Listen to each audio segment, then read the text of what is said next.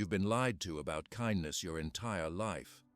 Seneca watched good people get destroyed by their own niceness and realized that true strength comes from knowing when not to be kind. This Roman philosopher who advised emperors discovered that excessive niceness is actually a form of self-betrayal that slowly erodes your mental fortress. His ancient wisdom reveals 3 specific situations where being nice is actually harmful, and how mastering strategic indifference can revolutionize your relationships in just 30 days. Subscribe to the channel, leave your like and comment from which part of the world you're watching, because now I'm going to tell you everything. Have you ever found yourself in a coffee shop when a colleague approaches and asks if you can take on their project this weekend? Your schedule is already packed to the brim, your family is waiting for quality time, but what comes out of your mouth? Sure, no problem. And as you watch them walk away relieved, that familiar knot forms in your stomach. You've just sacrificed your boundaries on the altar of niceness again. This moment, this tiny betrayal of self, isn't just your personal struggle. It's the invisible epidemic of our times. Pathological niceness. Every time you say yes when you desperately want to say no, you're not being kind. You're slowly erasing your authentic self from existence. I want you to take a moment right now and think about the last time this happened to you. Close your eyes for just 3 seconds and recall that feeling in your body when you agreed to something you didn't want to do. That heaviness, that slight resentment beginning to form. That's the physical manifestation of the gap between your authentic self and your people-pleasing mask. The difference between genuine kindness and people-pleasing niceness isn't just semantic. It's the difference between strength and weakness, between living authentically and living in fear. According to research from the Journal of Personality and Social Psychology, chronic people-pleasers experience 62% higher rates of anxiety, 54% more burnout, and significantly lower satisfaction in their relationships despite, or perhaps because of, their constant efforts to keep everyone happy. But why is this happening? Why do so many of us sacrifice our own needs on the altar of other people's approval? The ancient Stoics weren't just ivory tower philosophers pondering abstract concepts. They were practical individuals navigating treacherous social landscapes where misplaced niceness could lead to personal disaster. Their philosophies weren't developed in isolation, but forged in the crucible of difficult human interactions, exactly the same ones you face every day.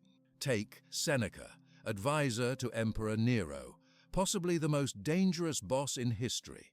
Seneca didn't survive Nero's inner circle for years by being indiscriminately nice. He understood what modern psychology now confirms. Boundaries aren't just healthy, they're essential.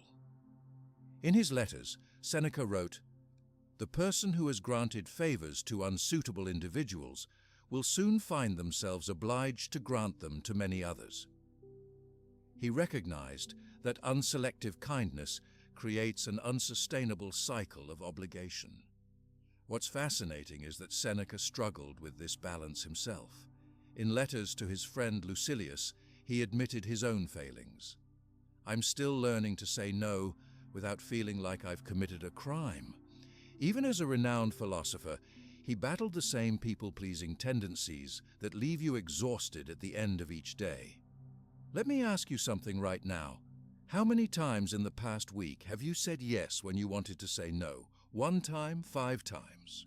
Too many to count. Don't just think about it. Actually hold up your fingers to represent your answer. This simple awareness is the first step toward change. Now, let's be clear about something. This isn't about becoming cold or uncaring.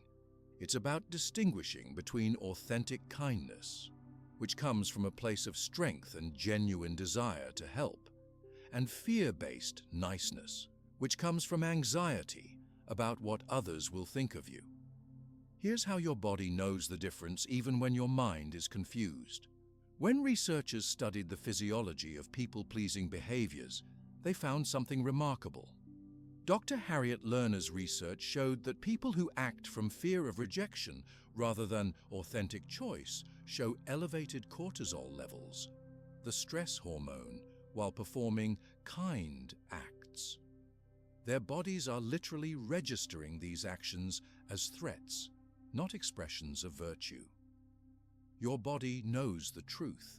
That knot in your stomach when you agree to help someone move when you really don't have the time, that's not guilt. That's your authentic self sending you an emergency signal. I want to introduce you to what I call the virtue distinction technique, based directly on the Stoic understanding of true virtue versus social performance. This three-step process will help you distinguish between authentic kindness and fear-based niceness in any situation. First, pause when asked for something. Even 3 seconds creates space for authentic choice rather than automatic people-pleasing. Second, ask yourself, am I motivated by virtue or by fear? And third, choose your response based on the honest answer. Let me share a story about how this works in practice. Michael, a client I worked with, had a sister who constantly asked him for money. For years, he automatically said yes, despite his growing resentment. After learning the virtue distinction technique, when his sister asked for a loan for the 5th time, he paused for those critical 3 seconds. In that space, he realized his motivation wasn't virtue. It was fear of her anger and disapproval. This clarity allowed him to offer genuine help instead, helping her create a budget and financial plan, which ultimately strengthened rather than weakened their relationship. 6 months later, his sister thanked him, saying, "That was the first time anyone cared enough to help me, rather than just throwing money at the problem." The key insight here is that Michael's authentic no to the loan request was actually more genuinely kind than his previous fearful yeses had ever been. Let's try a quick exercise right now. Think about a request you're currently considering or one you might face this week. It could be anything: helping a friend move, taking on extra work, attending an event you don't really want to go to. Now ask yourself, if I say yes to this, will it be coming from authentic kindness or from fear of disapproval? Be ruthlessly honest with yourself. The answer might surprise you. What makes this distinction so crucial is that niceness without boundaries creates resentment, and resentment is the poison that kills relationships. Research published in the Journal of Social and Personal Relationships found that people who regularly sacrifice their own needs without boundaries actually report 37% higher relationship dissatisfaction over time. Your automatic yes isn't building better relationships, it's slowly eroding them. Consider how often you've agreed to something and then found yourself mentally rehearsing all the reasons why you should have said no. That internal resentment leaks out in subtle ways: reduced enthusiasm, passive-aggressive comments, emotional withdrawal. The people around you sense this incongruence even if they can't name it. Your attempts to please actually create distance rather than connection. This is why people who seem the nicest often have the most superficial relationships. Their connections are based on performance rather than authenticity, on meeting expectations rather than genuine exchange. As Epictetus put it, you will become a mirror of those around you with no color of your own. Without boundaries, you become a reflection of everyone else's needs with no authentic self to offer. The paradox that the Stoics understood is that true kindness requires strength, not weakness. It requires the courage to sometimes disappoint others in the moment for the sake of more authentic long-term relationships.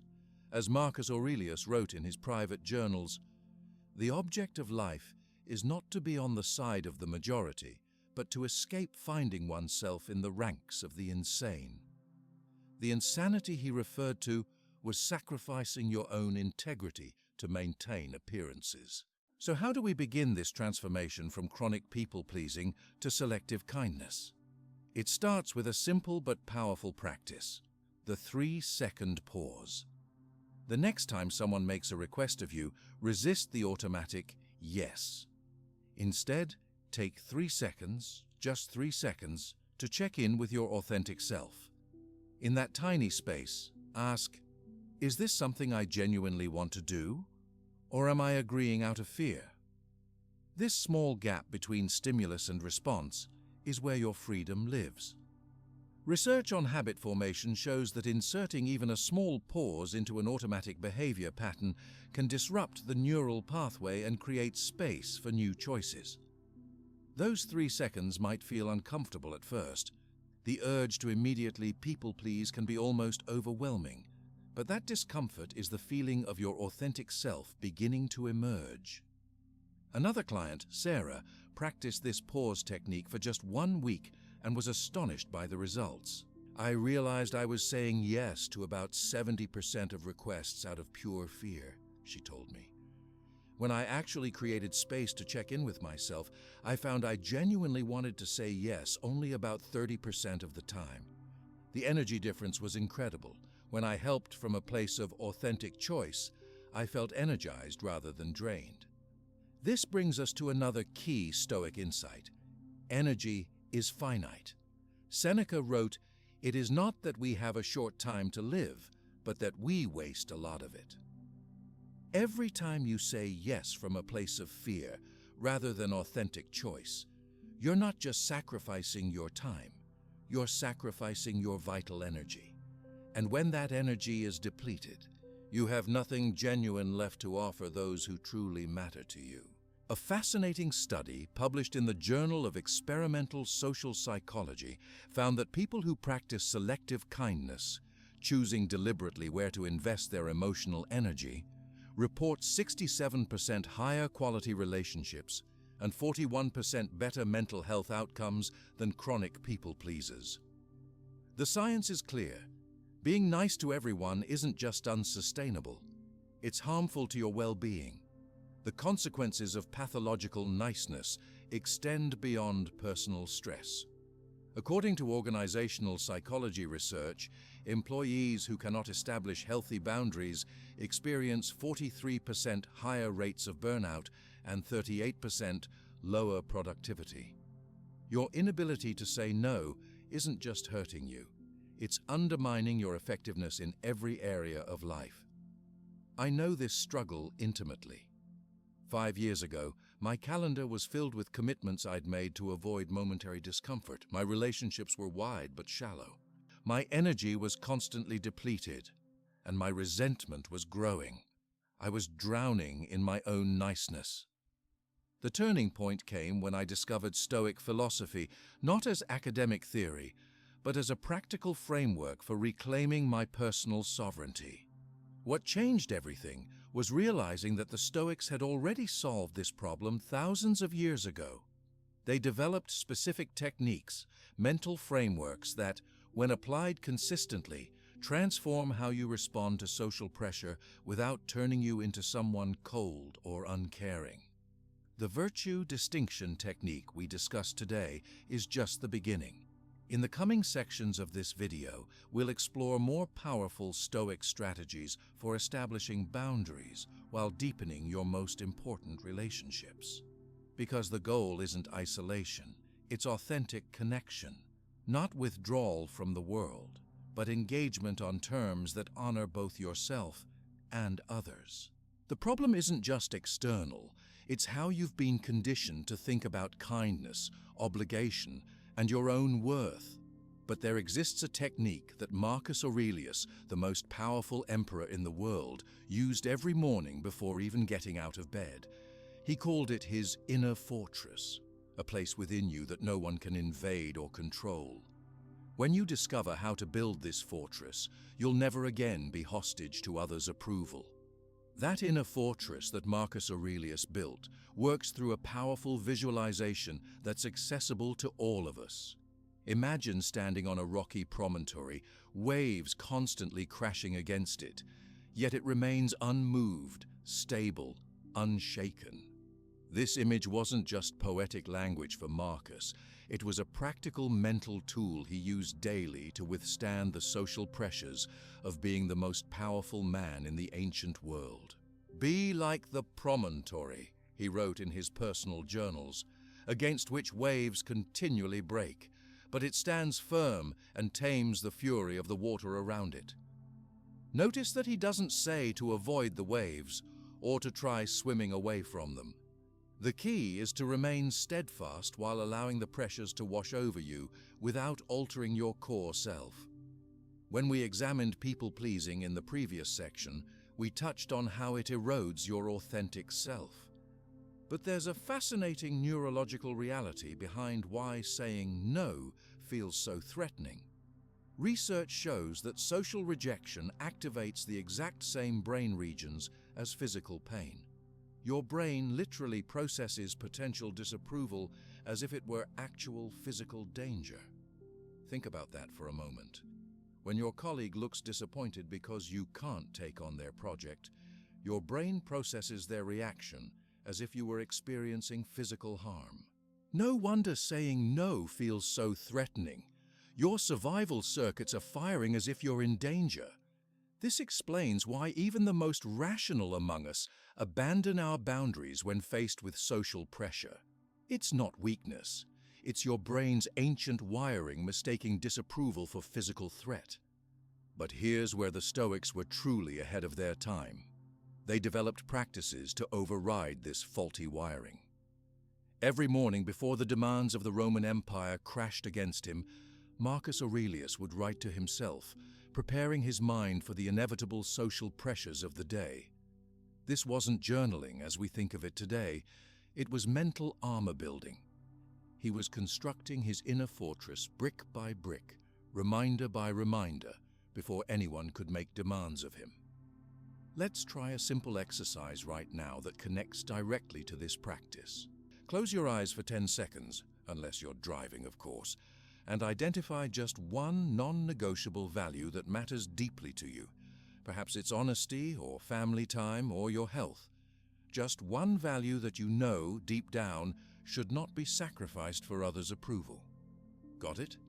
That single value is the first stone in your inner fortress. When you're clear about what matters most to you, other people's expectations lose some of their power over you. As Epictetus taught his students, make it your study to respond to every harsh impression with gentleness and self-respect. Notice, he didn't say to respond with automatic compliance or self-sacrifice. The inner citadel protocol. I've developed based on Stoic principles consists of 3 essential components that work together to protect your authentic self from the constant assault of others' expectations. First, you need to clearly identify your non-negotiable values and boundaries. These aren't arbitrary preferences, they're the foundational principles that make you who you are. For Marcus Aurelius, these included justice, truth, temperance, and courage, the 4 cardinal virtues of Stoicism. For you, they might include family time, creative pursuits, health practices, or ethical standards in your work. Second, you need prepared responses for common boundary violations. The Stoics understood that improvising in the moment often leads to capitulation. When Seneca advised young nobles on handling social pressure, he encouraged them to rehearse responses to predictable situations, not to be manipulative, but to ensure they weren't manipulated by being caught unprepared. And third, you must practice boundary reinforcement daily in progressively challenging situations. Epictetus, who began life as a slave, understood that freedom is a muscle that must be exercised. Practice saying no, first to small things, then to greater. Let me share how this protocol transformed the life of a teacher I worked with. Lisa found herself responding to parent texts and emails at all hours, dinner time, weekends, even during her son's soccer games. The constant digital intrusion was eroding her health and family relationships, yet she felt powerless to stop it. When we implemented the inner citadel protocol, she first identified her core values, being present for her family, maintaining her health through adequate rest, and being an effective, not just constantly available teacher. These became the foundation of her inner fortress. Next, we crafted prepared responses for predictable situations. I'll address this during office hours tomorrow, or I'm available for communication between 7 a.m.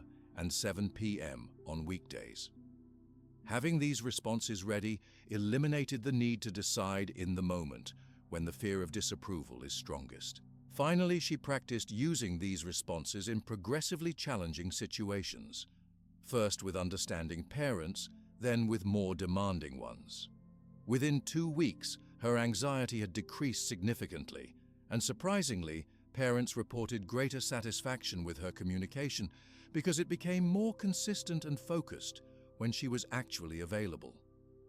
What's fascinating about Lisa's case is that by protecting her inner fortress, she actually became more effective in serving others, not less.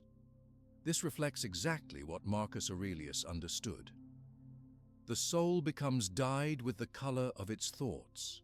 When your thoughts are constantly colored by fear of disapproval, everything you do becomes tainted by that fear.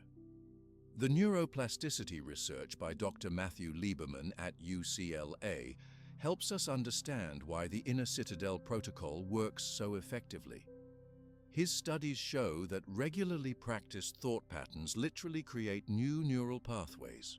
When you repeatedly affirm your boundaries through prepared statements, you're not just saying words, you're actually rewiring your brain's response to social pressure. Let's practice creating some of these prepared responses right now. Take a moment to think of 3 common situations where you tend to abandon your boundaries. Perhaps it's when a specific colleague asks for help, or when family members make last-minute demands, or when friends pressure you to attend events you don't enjoy. For each situation, craft a single sentence that acknowledges the request but maintains your boundary. For example, I appreciate you thinking of me for this project, but my schedule is already committed. Or, I'd love to see you, but I've allocated this weekend to family time.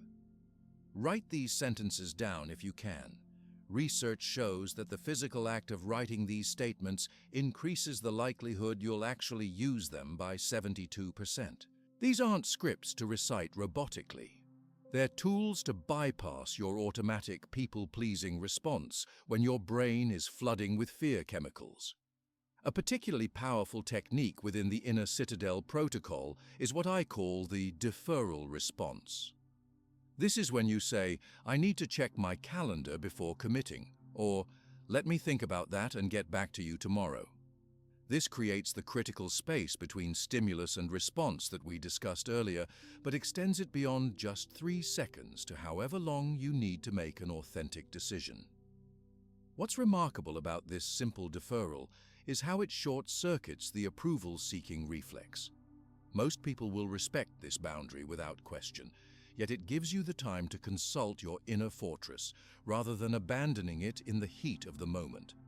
The paradox of the Inner Citadel Protocol is that people with clear boundaries actually receive more respect, not less. A study published in the Journal of Applied Psychology found that individuals who consistently maintained professional boundaries were rated 43% higher on leadership qualities than those who were always available and accommodating. Think about the people you most respect in your own life. Are they the ones who are constantly available, always saying yes, and regularly abandoning their own needs? Or are they the ones with clear values who sometimes say no because they honor their commitments and prioritize what truly matters? Almost universally, we respect the latter more, yet we fear becoming them ourselves. This fear comes from confusing being boundaried with being cold or uncaring. But as Seneca noted, the person who knows when to stop gives permanence to their good things. Having boundaries doesn't mean being rigid or unfeeling. It means being intentional about where you direct your finite energy so that when you do give, you give from a place of authentic choice rather than fear. Progressive practice is essential for building your inner fortress. Start with lower stakes situations where the fear of disapproval is minimal. Perhaps practice with a server at a restaurant, declining an unwanted addition to your meal, or with a casual acquaintance, saying no to an event that doesn't interest you. As you experience the world not ending when you maintain a boundary, gradually work up to more challenging situations. With each success, your inner fortress grows stronger, and the gap between who you truly are and how you present yourself to the world grows smaller. Pay attention to the physical and emotional signals that alert you when your fortress is being invaded. These might include a tightening in your chest, a catch in your breath, or that familiar knot in your stomach. These sensations aren't telling you to abandon your boundaries. They're alerting you that it's time to protect them. A client once described this awareness as finally hearing the alarm that's been going off for years. She had become so accustomed to ignoring her body's boundary signals that she didn't even recognize them as important information. Learning to listen to these signals is a crucial part of building your inner fortress. The deferral technique I mentioned earlier is particularly valuable when you notice these physical signals. Simply saying, "I need to check my schedule before committing," gives you the space to consult your inner wisdom. It's not a lie or an evasion. It's literally true that you need to check your inner schedule of values and priorities before making a commitment. This practice honors both yourself and the other person by ensuring that when you do say yes, it's an authentic yes that you can fulfill without resentment. And when you say no, it comes from a place of integrity rather than avoidance. A young professional I worked with used this technique when his demanding boss would assign new projects at 5 p.m. on Fridays. Instead of his usual panicked agreement, he began responding with, "I'll need to review this alongside my current priorities and get back to you." Monday morning with a realistic timeline. Not only did his boss respect this boundary, but after several weeks, he actually began asking about current workload before assigning new tasks. As we wrap up this section on building your inner fortress, I want to emphasize that this practice isn't about isolation or building walls. The Stoics weren't hermits. They were engaged citizens, teachers, and leaders. The inner fortress isn't about keeping others out. It's about ensuring that when you engage with the world, you do so from a place of strength and authenticity rather than fear and obligation. Remember that Marcus Aurelius, despite having unimaginable power, still needed to remind himself daily to maintain his inner fortress. This isn't a battle you win once. It's a practice you commit to daily. Each time you honor your boundaries, you add another stone to your fortress, making it stronger and more resilient against the waves of social pressure. But establishing boundaries doesn't mean isolating yourself. It's about investing selectively in what truly matters. Hierocles, another Stoic philosopher, created a powerful visualization that completely changed how I distribute my energy. He called it the concentric circles of concern. And when you understand how to use it, you'll never again feel guilty about not being available to everyone. In fact, your most important relationships will become 67% more satisfying, as a recent study showed. Have you ever felt that you're available to everyone, but at the end of the day, there's no energy left for the people who really matter? That sensation of being spread too thin isn't just exhaustion. It's the inevitable result of trying to be equally available to everyone in your life. This is where Hierocles' visualization becomes transformative. This lesser-known Stoic philosopher developed what I call the concentric circles of concern. A simple yet profound mental model that completely revolutionizes how you distribute your limited emotional energy among the people in your life. Imagine a series of circles like ripples in a pond. You stand at the center. The first circle around you contains your closest family and intimate friends, the people whose well-being is almost inseparable from your own. The next circle holds extended family and close friends. Then comes a circle with colleagues, neighbors, and acquaintances. Further out are fellow citizens. And finally, in the outermost circle, humanity at large. This isn't just an interesting visualization. It's a practical framework for making decisions about where your finite emotional resources should go. The Stoic goal wasn't to care equally about everyone. It was to appropriately calibrate your concern and energy investment according to proximity and relationship. Modern research confirms the wisdom of this ancient model. A fascinating study from the University of Michigan found that people who distribute their emotional energy according to a prioritized model report 58% greater relationship satisfaction and 47% lower emotional exhaustion than those who attempt to maintain equal availability to everyone in their social circle. Take a moment right now to visualize your own concentric circles. Who belongs in that innermost circle? The people whose happiness and well-being are intimately connected to your own. Who belongs in the second circle? The third. Be honest with yourself about where people actually belong, not where you feel they should belong out of obligation. What's particularly powerful about this model is how it removes the guilt from being selectively available. When a distant acquaintance demands the same energy and attention as your closest loved ones, the concentric circles give you a framework to say, "This request comes from my fourth circle, but would require energy I've allocated to my first and second circles." Let me share how this approach transformed one manager's life and work. James was constantly overwhelmed by his team's demands. Every crisis, every question, every personal problem landed on his desk, and he felt obligated to address each with equal urgency and care. He was working 70-hour weeks, his marriage was suffering, and paradoxically, his team's performance was declining despite his constant availability. When James mapped his relationships using the concentric circles approach, he made a startling discovery. He was treating casual workplace acquaintances with the same priority as his wife and children. His energy distribution was completely inverted, giving his outermost circles the time and attention that should have been reserved for his innermost circles. By recalibrating his energy distribution, James implemented what I call energy budgets for each circle. His innermost circle, his family, received his highest quality time and attention. His direct reports occupied the second circle, receiving scheduled, focused attention during appropriate work hours. Colleagues from other departments fell into the third circle, warranting respectful but limited engagement. The transformation was remarkable. Not only did his family relationships improve dramatically, but his team actually became more self-sufficient and effective.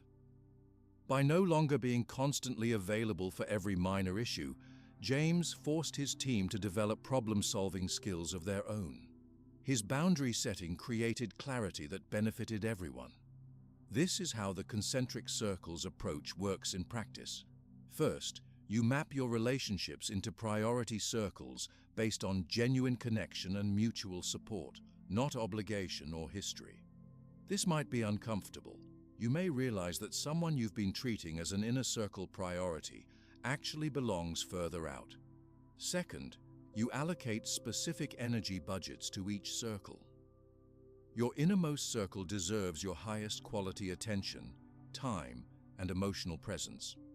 Each subsequent circle receives progressively less, not because you don't care, but because your energy is finite and must be distributed wisely. Third, you establish different response protocols for different circles.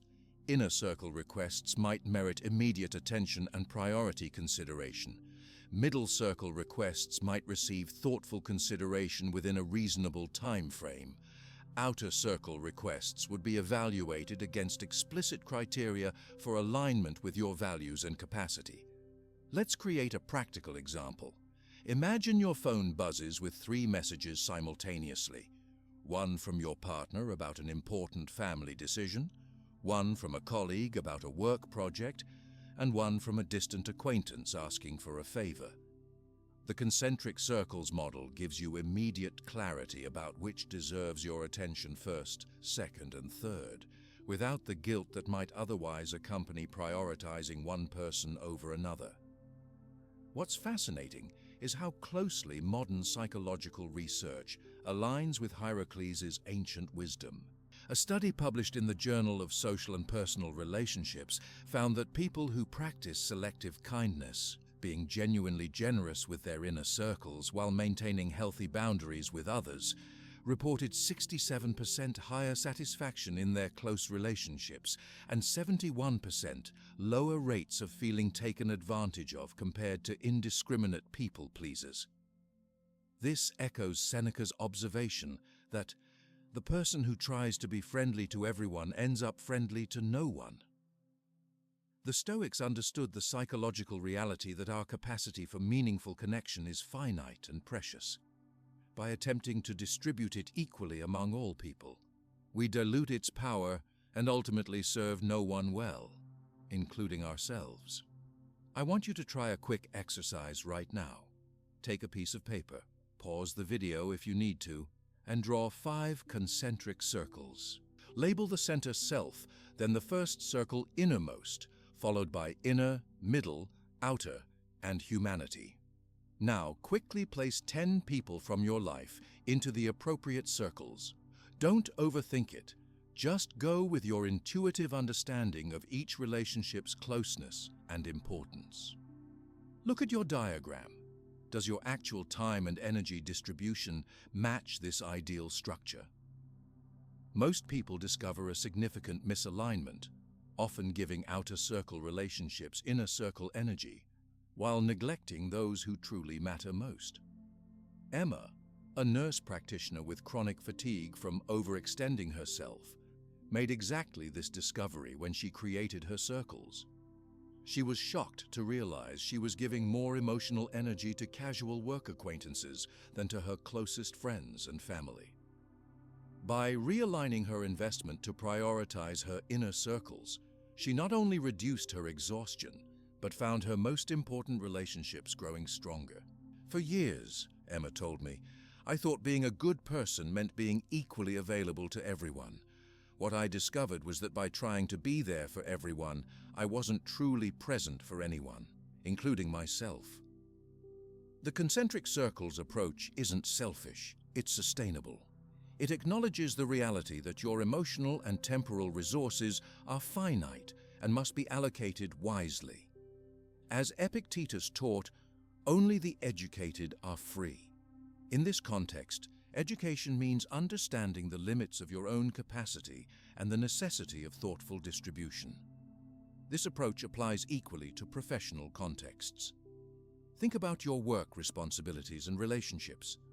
Which tasks and people belong in your inner professional circles, deserving your highest quality attention and energy? Which belong further out, warranting respectful but limited engagement? A director I worked with applied this model to his overwhelming project load. By identifying which initiatives aligned with his core responsibilities, inner circle, versus which were peripheral, outer circles, he was able to allocate his limited time and focus more effectively. His performance evaluations actually improved once he stopped trying to give equal attention to everything.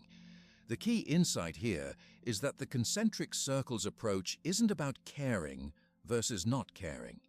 It's about appropriately calibrated care. You can maintain goodwill toward all of humanity, the outermost circle, while recognizing that your active engagement must be more selectively distributed. This brings us to a powerful Stoic practice for maintaining this calibration: the weekly review. Spend 20 minutes each weekend reflecting on where your energy went during the previous week. Did your innermost circles receive the quality attention they deserved? Did outer circle demands steal disproportionate time and energy? This simple reflection allows you to recalibrate for the coming week, ensuring your actual energy distribution aligns with your priorities. When James implemented this weekly review practice, he discovered patterns he'd never noticed before. I realized I was spending hours helping colleagues solve problems they could handle themselves while rushing through bedtime stories with my kids, he told me. Just becoming aware of this misalignment was transformative.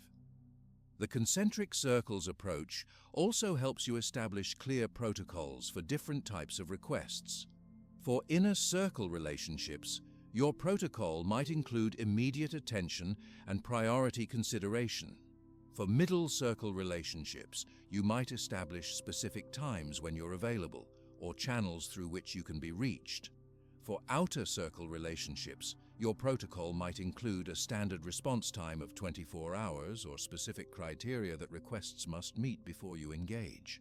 These protocols aren't cold or impersonal, they're clarifying.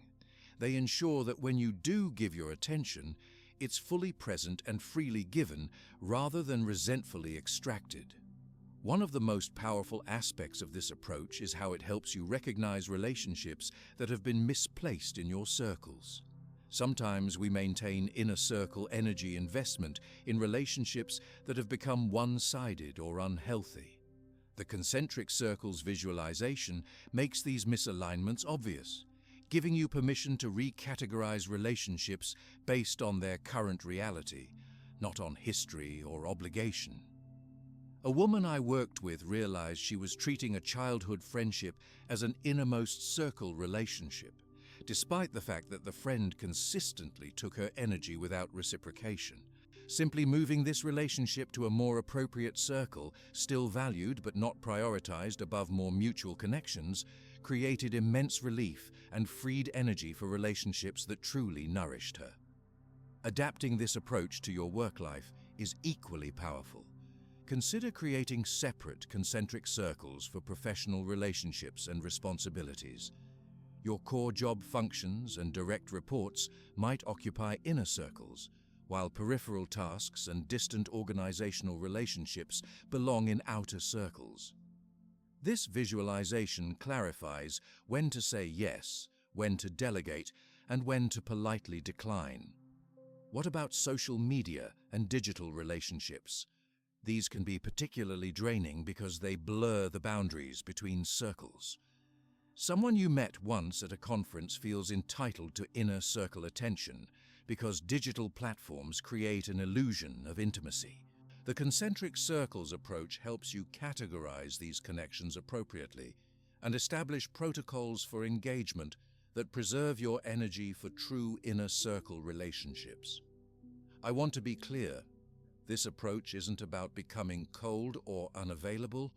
It's about becoming selectively and authentically available, ensuring that your finite energy goes where it will do the most good, both for others and for yourself. As Epicurus wisely noted, it is not he who has too little, but he who desires more, that is poor. When you align your relationship investments with your true priorities, you discover a wealth of energy you didn't know you had. Take a moment right now to identify one relationship where you've been over-investing relative to its appropriate circle. How might you begin to recalibrate your energy investment in this relationship? What specific boundary could you establish this week? Remember, the goal isn't to eliminate connections, but to ensure they receive the appropriate level of your limited energy. As Marcus Aurelius reminded himself, reserve your right to think, for even to think wrongly is better than not to think at all.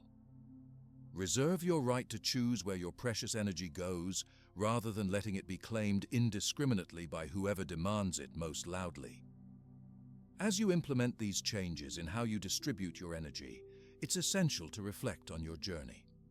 During this entire process, you'll maintain what I call a Stoic reflection journal, a powerful practice that research from the University of Texas shows increases behavioral change success by 42%. When you answer 3 specific questions each night, you not only consolidate your learning, but literally rebuild your neural patterns. What are these 3 questions? Let's find out.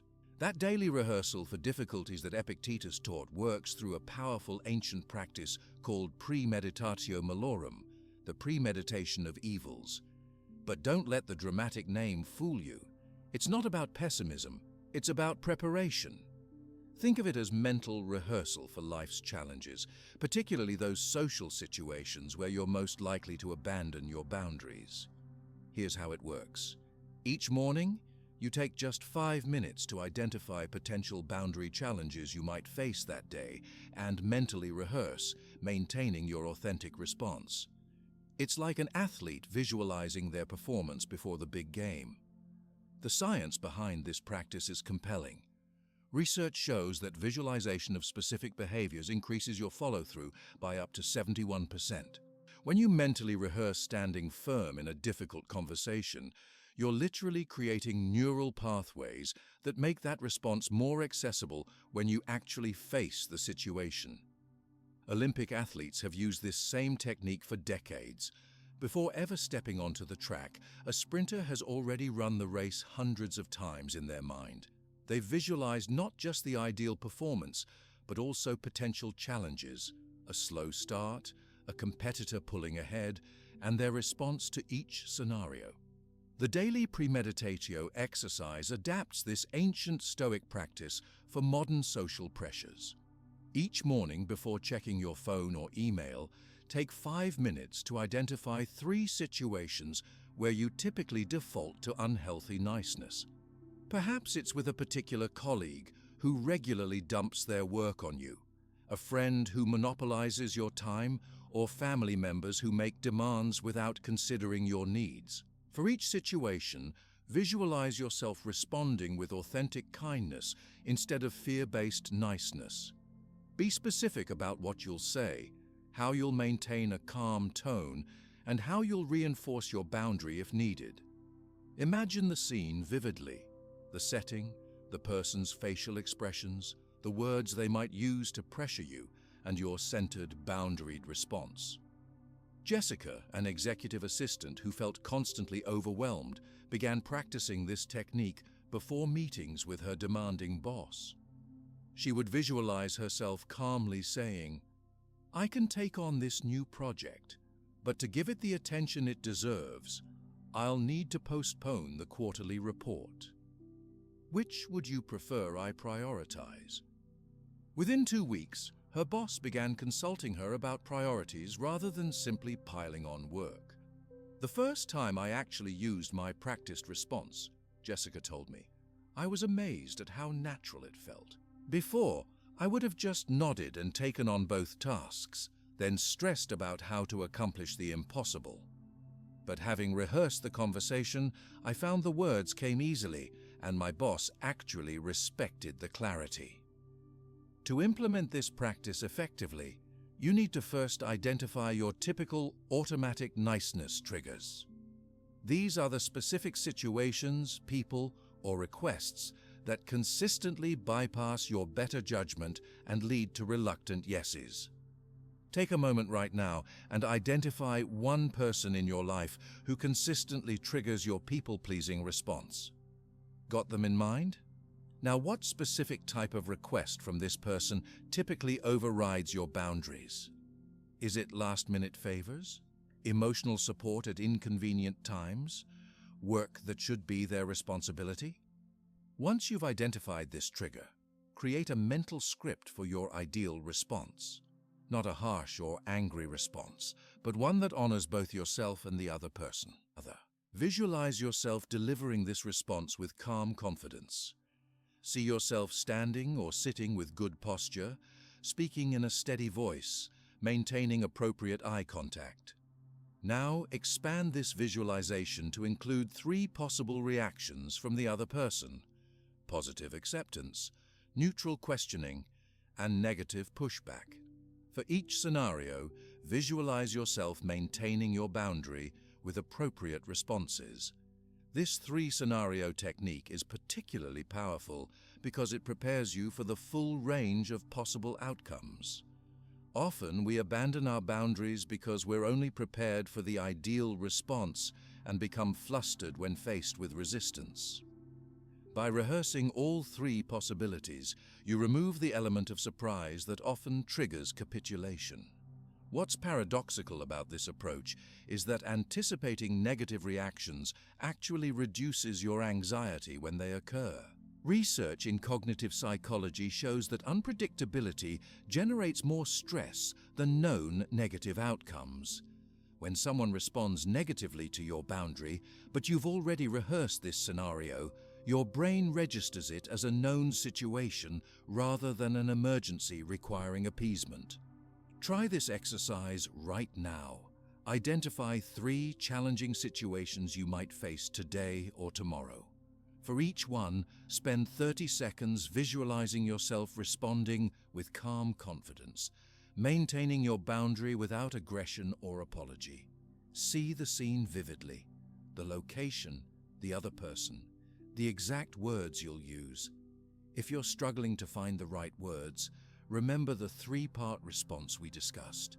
Acknowledge the request without judgment, state your position without apology, and offer an alternative that respects your boundaries. For example, I understand this report is important. My schedule today is already committed to priority projects. I could look at it first thing tomorrow morning, or suggest someone else who might be available. Another powerful element of the daily premeditatio practice is incorporating visual cues in your environment to remind you of your boundaries. Marcus Aurelius kept his personal meditations close at hand as a constant reminder of his principles. You might place a small object on your desk, set a specific phone background, or wear a particular accessory that serves as a tangible reminder of your commitment to authentic responses. These visual anchors become especially valuable in moments of social pressure, when your rational brain can be hijacked by the fear of disapproval. Glancing at your chosen reminder can be enough to reconnect you to your morning visualization and the boundaries you committed to maintain. What's fascinating is how this mental preparation actually transforms your physical presence. When you've rehearsed maintaining your boundaries, your posture naturally becomes more upright, your voice more steady, and your eye contact more consistent. These nonverbal cues communicate confidence that often prevents others from pushing against your boundaries in the first place. A client described this transformation as feeling physically different in difficult conversations. After practicing the daily premeditatio for just 2 weeks, she noticed she was no longer hunching her shoulders or speaking in an apologetic tone when declining requests. This physical confidence actually reduced how often people tried to override her initial no. You can adapt this technique for specific challenging situations you regularly face. Before meetings where your ideas are often dismissed, visualize calmly restating your point and asking for specific feedback. Before family gatherings where relatives might make intrusive comments, rehearse changing the subject or directly but kindly stating your boundary. Before social events where you tend to overcommit, practice phrases for graciously limiting your involvement. Creating your own personal preparation mantra can also enhance this practice. This is a short phrase that encapsulates your commitment to boundaries. Marcus Aurelius might have used, "I was born to do what benefits the whole, not please individual parts." A modern version might be, "I choose where my energy goes," or "authentic kindness over fearful niceness." Repeat this mantra during your morning visualization and recall it when facing boundary challenges throughout your day. This creates a direct mental link between your morning preparation and the real-world application. What makes the daily premeditatio exercise particularly powerful is that it works with your brain's natural plasticity. Each time you visualize maintaining a boundary, you're strengthening neural pathways that make that response more automatic. Over time, authentic responses begin to replace people-pleasing as your default setting. Think about how much mental energy you currently expend worrying about requests you've reluctantly agreed to, or rehearsing explanations for why you couldn't complete everything you promised. The daily premeditatio exercise front-loads that mental work in a positive, controlled environment, freeing up enormous cognitive resources throughout your day. Another executive I worked with described the impact as having my brain back. After implementing this practice for 1 month, she found herself no longer mentally rehearsing excuses or worrying about disappointing others. Instead, that mental energy was available for creative thinking and focused work. For the coming week, commit to implementing this 5-minute morning practice. Choose a specific time, perhaps right after brushing your teeth or before your first cup of coffee, and make it non-negotiable. Remember, this isn't adding another burden to your day. It's creating mental space and freedom that will save you hours of stress and resentment. Start with identifying just one challenging situation each morning rather than 3. As the practice becomes habitual, you can expand to multiple scenarios. The key is consistency rather than quantity. 5 minutes of focused visualization is far more effective than occasional longer sessions. Document your experiences with this practice.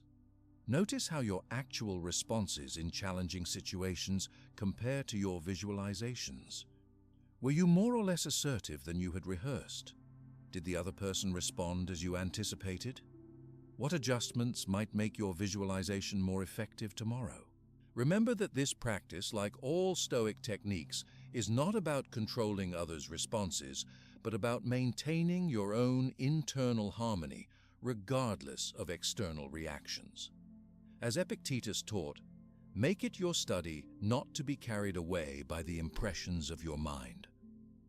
The beauty of the daily premeditatio is that it transforms boundary setting from a series of stressful confrontations into a consistent practice of self-respect. Each visualization is a small act of self-care, a reminder that your needs and values matter, and a commitment to authentic living. In next week's practice, you'll implement what I call the boundary declaration practice, a 3-part response structure that comes directly from studying how Stoic philosophers navigated difficult social expectations. When you master this structure, you'll never again be at a loss for words when someone tries to cross your boundaries. And most surprisingly, people will respect you more, not less. You know that moment when you want to say no, but the words simply won't come out of your mouth.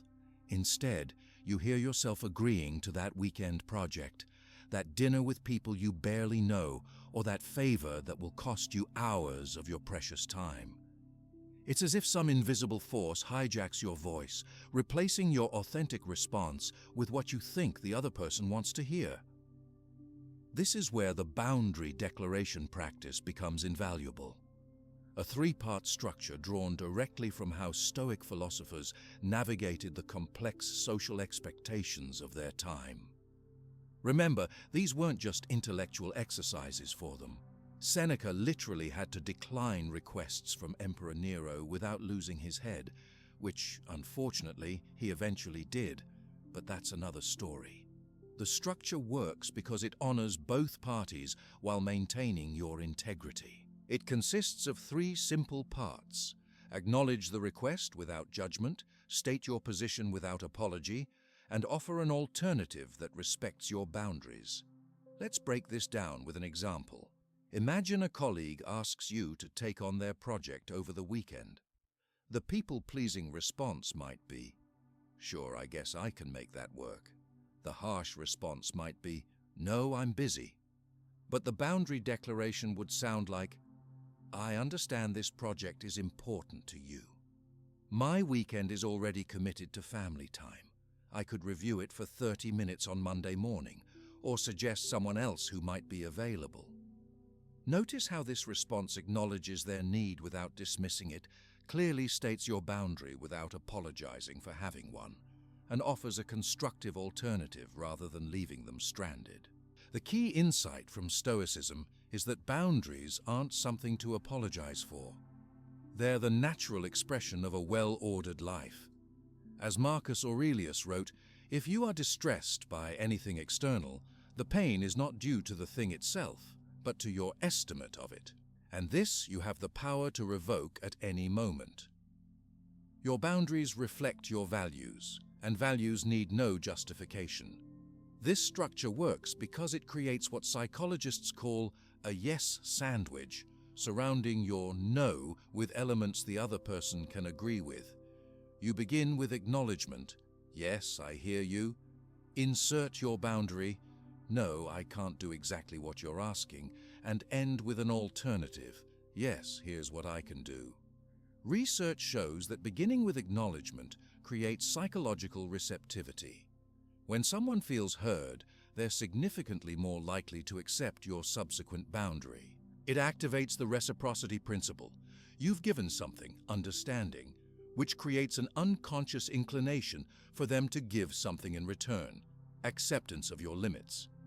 Take a moment right now to think about a recent situation where you said yes when you wanted to say no. How could you have restructured that response using the three-part boundary declaration? Write down or mentally rehearse what you could have said, following the acknowledge position alternative framework. For many of us, the most challenging part is delivering these boundaries without an apologetic tone or body language that undermines our words. Seneca understood this when he advised, "Speak your mind, but do not wound." Clarity without aggression is the goal, neither submissive nor dominant, but aligned with your own truth. When I first began practicing this structure, I found myself automatically adding, "I'm sorry," before stating my boundary. But the Stoics would ask, what exactly are you sorry for? Having limits, valuing your time. These aren't transgressions requiring apology, they're expressions of a rational, well-ordered life. The technique of the broken record can be particularly useful when facing persistent pressure. This involves calmly restating your boundary using similar language each time without escalating emotionally or elaborating with new justifications. Each elaboration creates a new opening for negotiation, while calm repetition communicates that your boundary is firm. Let me share how this transformed Thomas, a marketing professional who described himself as a yes man. He began with a small boundary, declining an invitation to a casual lunch he didn't want to attend. He used the three-part structure. "I appreciate the invitation. I'm not available for lunch that day. Perhaps we could schedule a quick call instead?" By the end of the week, after practicing with progressively more challenging situations, he was able to tell his largest client that their timeline wasn't feasible and propose an alternative schedule, something he'd never have attempted before. The client's response? "I appreciate your honesty. Let's make the new timeline work." What shocked Thomas wasn't just that the sky didn't fall when he set boundaries. It was that people actually respected him more for it. As Epictetus noted, "It is impossible for a man to learn what he thinks he already knows." Many of us think we know how others will react to our boundaries, with disappointment, anger, or rejection. But this assumption is rarely tested because we capitulate before even trying. A fascinating study in the Journal of Personality found that people who gradually exposed themselves to boundary-setting conversations reported a 64% decrease in anticipatory anxiety after just 3 weeks. 3. Your fear of others' reactions is almost always worse than the reality. Let's practice crafting specific boundary declarations for different relationships and situations. For a boss who adds last-minute work, "I understand this project is a priority. My current workload is at capacity with the assignments you previously identified as critical. Would you like me to prioritize this new project over the quarterly report, or could it wait until next week?" For a friend who consistently calls at inconvenient hours, "I value our conversations. I'm setting aside focused family time in the evenings. I'd love to talk with you during lunch tomorrow or on the weekend when I can be fully present." For family members making holiday demands, "I appreciate how important these traditions are to you. This year we've decided to keep our schedule manageable by limiting travel. We'd love to host you at our home or plan a video call to share in the celebration differently." The language shifts slightly for different relationships, but the structure remains consistent. Acknowledge, position, alternative. This isn't about memorizing scripts.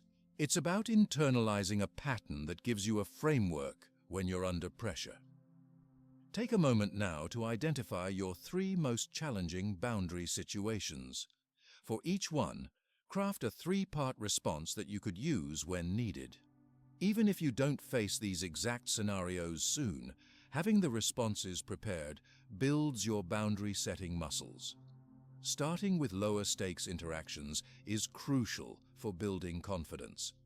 Research on habit formation shows that beginning with easier situations builds both confidence and competence that transfers to more challenging scenarios. As Seneca advised his students to practice temporary discomforts to build resilience, we too can practice smaller boundaries to prepare for larger ones. Think about setting a boundary with a server about an incorrect order before tackling your demanding boss. Practice declining a store clerk's offer of additional items before saying no to your persistent friend. Each successful boundary experience reconditions your nervous system, reducing the anxiety response in future situations. What's particularly powerful about the boundary declaration practice is how it transforms your relationship with yourself. Each time you honor your own limits, you strengthen what psychologists call internal validation, the ability to approve of your own choices without requiring external confirmation. This was central to Stoic philosophy, what Marcus Aurelius called the soul's self-harmony. As you implement this practice, pay attention to your physical experience. Notice the sensation in your chest when you're about to abandon a boundary. Feel the subtle relaxation that comes when you stay aligned with your truth. These bodily signals are valuable data that can alert you when you're about to fall into old people-pleasing patterns. One client described the physical sensation of maintaining a boundary as standing on solid ground for the first time.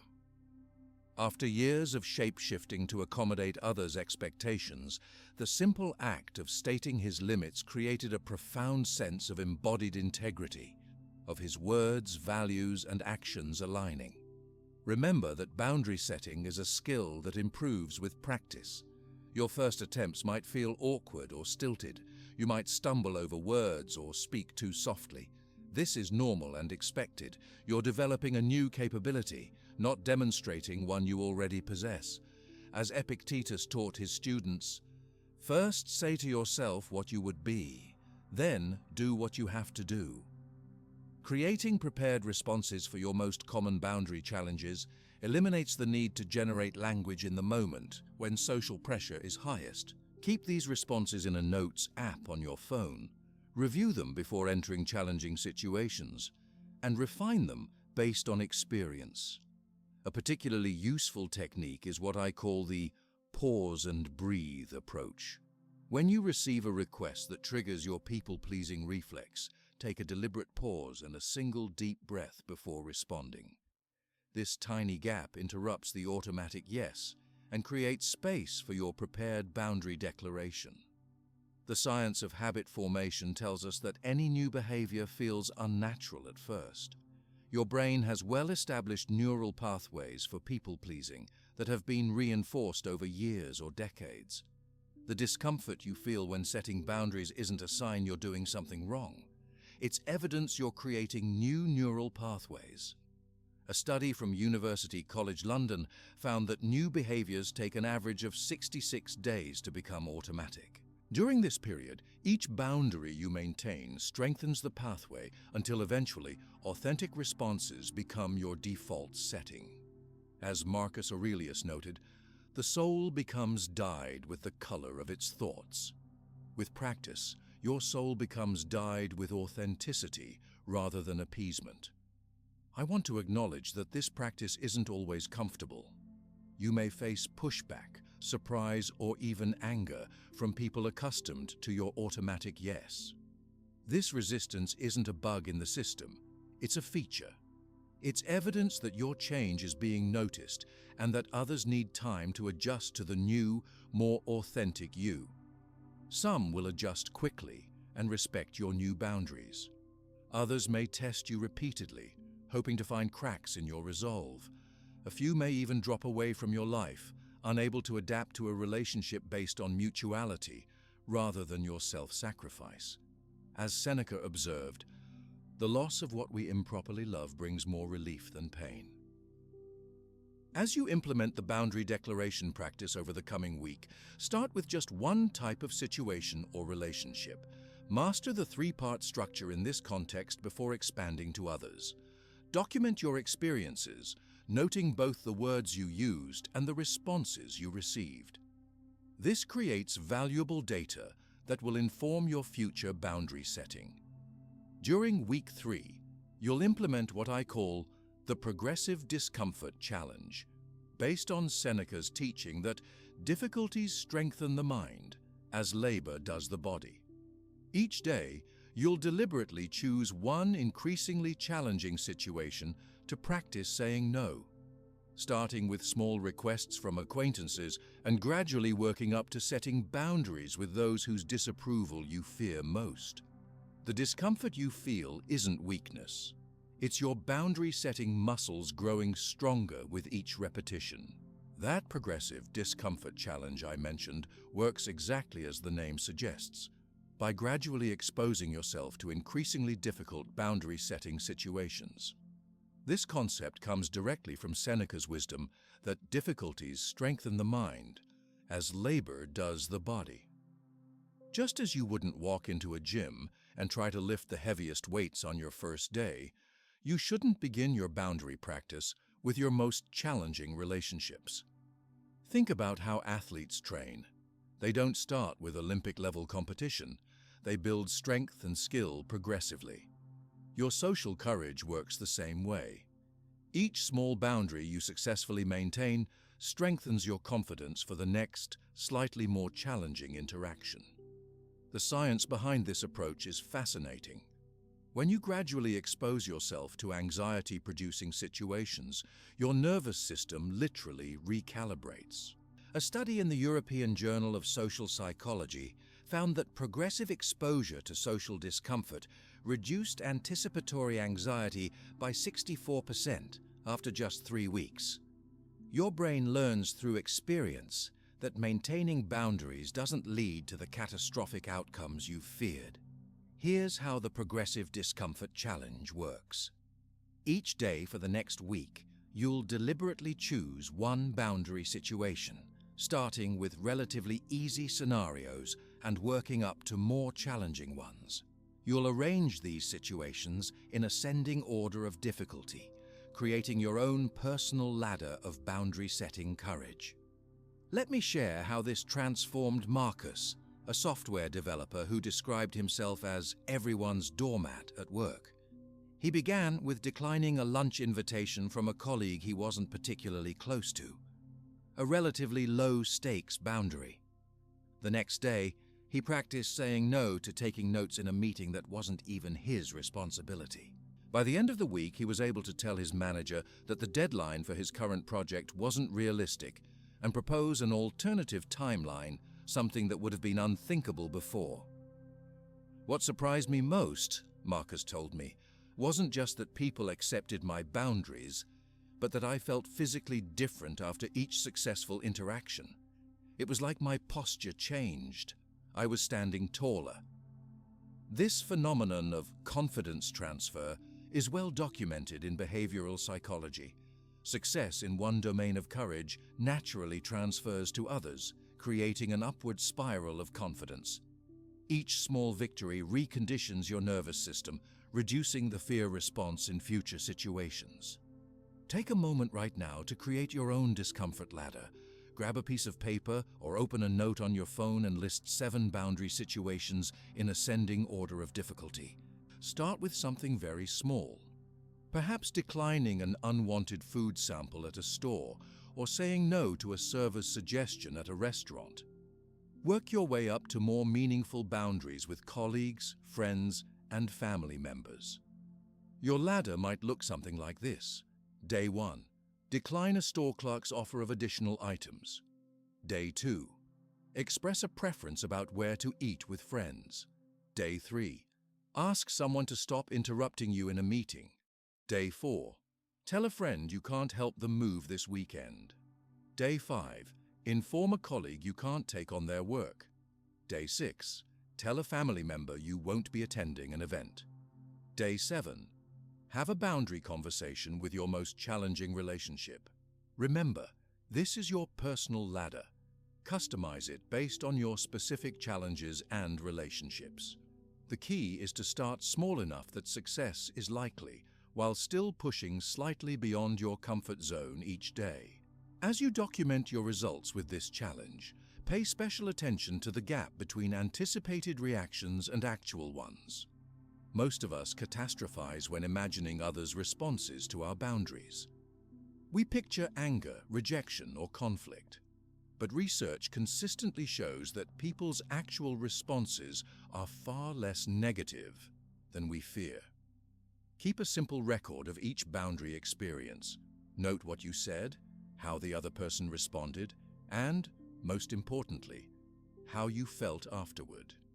This creates a powerful record of your growing boundary-setting capacity and provides evidence that contradicts your fears. A client of mine was shocked to discover that after completing this 7-day challenge, not a single person had responded with the anger or rejection she anticipated. "I've been avoiding these conversations for years," she told me, "all because of reactions that existed only in my imagination." What about when you do experience a setback? Perhaps you set a boundary, but then immediately weakened it when faced with pushback. This is normal and expected when developing any new skill. As Epictetus wisely observed, "First decide what you would be, then do what you have to do." The path isn't perfectly linear. A single weak no doesn't erase your progress. In fact, these moments provide valuable information about where your boundary-setting muscles still need strengthening. Notice which situations or relationships trigger your people-pleasing reflex most powerfully. These areas simply need more targeted practice. The anchoring technique can be particularly helpful when you face challenging boundary situations. This involves consciously recalling a previous boundary success before entering a difficult conversation. By mentally anchoring to a past victory, you access the emotional state and confidence of that successful experience. Before Marcus had his boundary conversation with his manager about the unrealistic deadline, he deliberately recalled how confident he felt after successfully declining to take notes in the meeting. This mental anchoring helped him access the same calm assertiveness in the more challenging conversation. Sharing your progressive discomfort challenge with an ally can dramatically increase your follow-through. When you declare your intention to practice boundaries to someone supportive, you create accountability that significantly increases your likelihood of following through.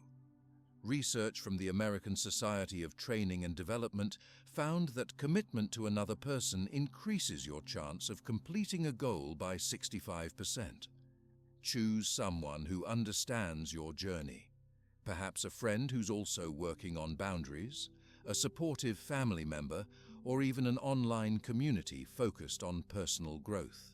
Share your daily boundary goal with them and report back on your experience. Their encouragement and accountability can make the difference between thinking about boundaries and actually implementing them.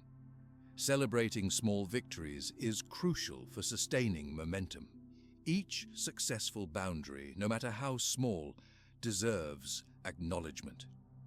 Our brains respond powerfully to positive reinforcement. When you consciously celebrate maintaining a boundary, even something as simple as declining an unwanted store sample, you strengthen the neural pathways that make boundary setting feel rewarding rather than frightening. Take a moment after each successful boundary to acknowledge yourself. This might be as simple as saying silently, "I honored my needs in that interaction," or texting your accountability partner with a simple, "I did it." These small celebrations fuel your continued growth. Of course, not everyone will respond positively to your new boundaries. Some people have grown accustomed to your unlimited availability and will push back when that changes. Preparing for potential negative reactions is an essential part of the progressive discomfort challenge. For each boundary situation on your ladder, Spend a moment envisioning 3 possible responses: positive acceptance, neutral questioning, and negative pushback. Then prepare a calm, non-defensive response for each scenario. This mental rehearsal ensures you won't be caught off guard if someone does react poorly. Marcus prepared for his deadline conversation with his manager by envisioning 3 possible reactions. If his manager accepted his boundary, he'd express appreciation. If his manager questioned it, he'd calmly explain the realistic timeline required for quality work. And if his manager pushed back angrily, he'd acknowledge the frustration while maintaining his boundary. I understand this timeline is important to you. I'm committed to delivering excellent work, which requires adequate time. I'm happy to discuss what aspects of the project could be modified to meet an earlier deadline. This preparation gave Marcus the confidence to initiate the conversation without fear of being blindsided. As it turned out, his manager's actual response was somewhere between acceptance and questioning, a realistic scenario he was fully prepared to handle. A particularly valuable insight from Stoicism is that others' reactions belong to them, not to you. As Epictetus taught, make the best use of what is in your power and take the rest as it happens. You can control how you communicate your boundaries, but you cannot and should not try to control how others respond. Their reaction is their responsibility, not yours. This perspective liberates you from the impossible task of managing others' emotions. Your job isn't to ensure everyone is happy with your boundaries, it's to communicate them clearly and respectfully. How others process that information reflects their relationship with boundaries, not your worth or the validity of your limits. As you progress through increasingly challenging boundary situations, you may notice something surprising. The knot in your stomach that used to accompany boundary setting begins to dissolve. What once felt terrifying becomes merely uncomfortable, and eventually, it can even feel empowering. A clinical psychologist I worked with described this transformation as the neurological signature of freedom. Each time you maintain a boundary despite discomfort, you're literally rewiring your brain's association between boundaries and danger. Eventually, your nervous system recognizes that boundary setting leads to increased respect and authentic connection, not the rejection you feared. The beauty of the progressive discomfort challenge is that it works with your brain's natural learning mechanisms rather than against them. By gradually increasing the difficulty level, you build confidence through consistent success, rather than overwhelming yourself with situations beyond your current capacity.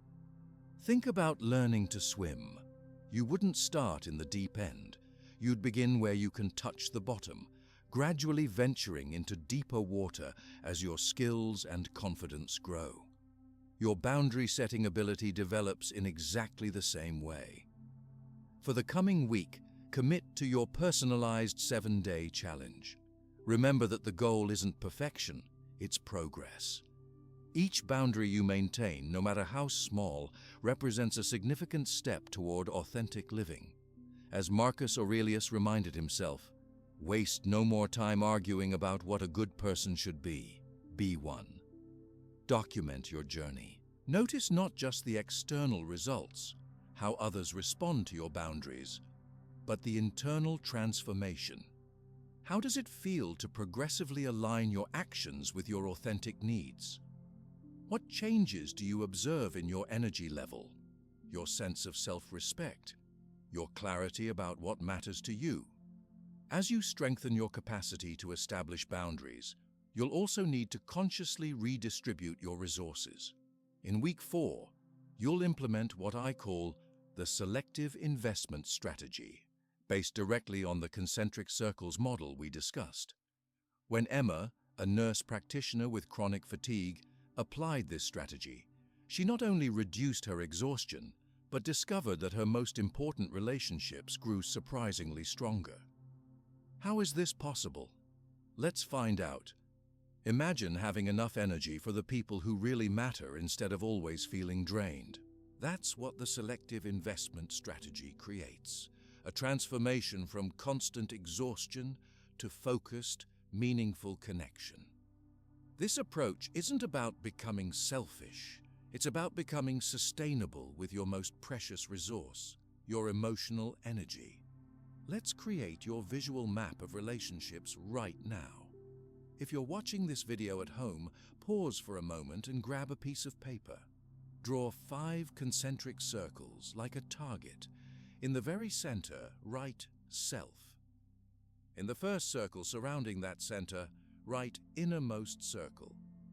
These are your closest relationships, the handful of people whose well-being is intimately connected to your own.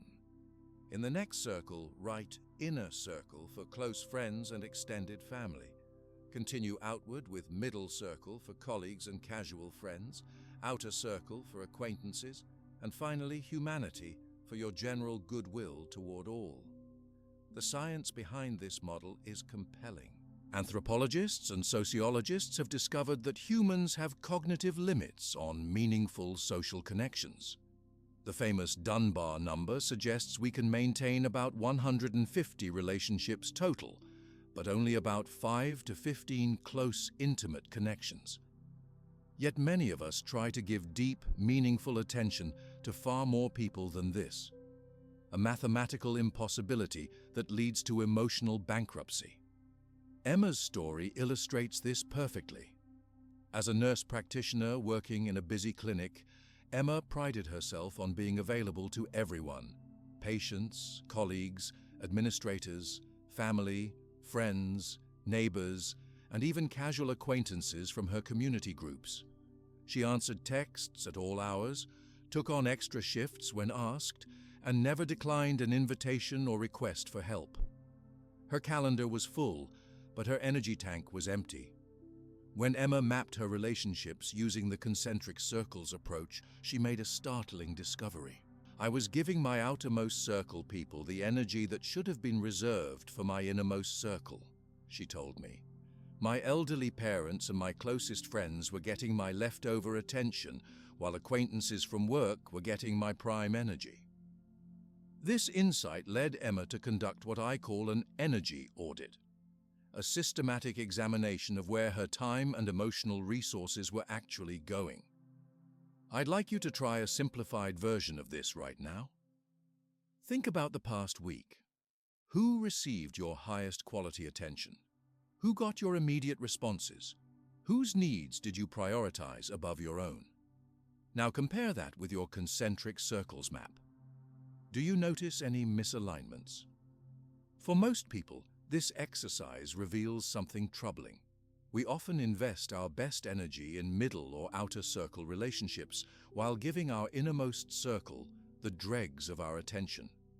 We respond immediately to a colleague's email while making our partner wait for a reply. We stay late at work for an acquaintance's request but miss our child's school event. We carefully manage our tone with casual friends but snap at those closest to us when we're depleted. The Stoics would view this inverted energy distribution as a fundamental error in value judgment.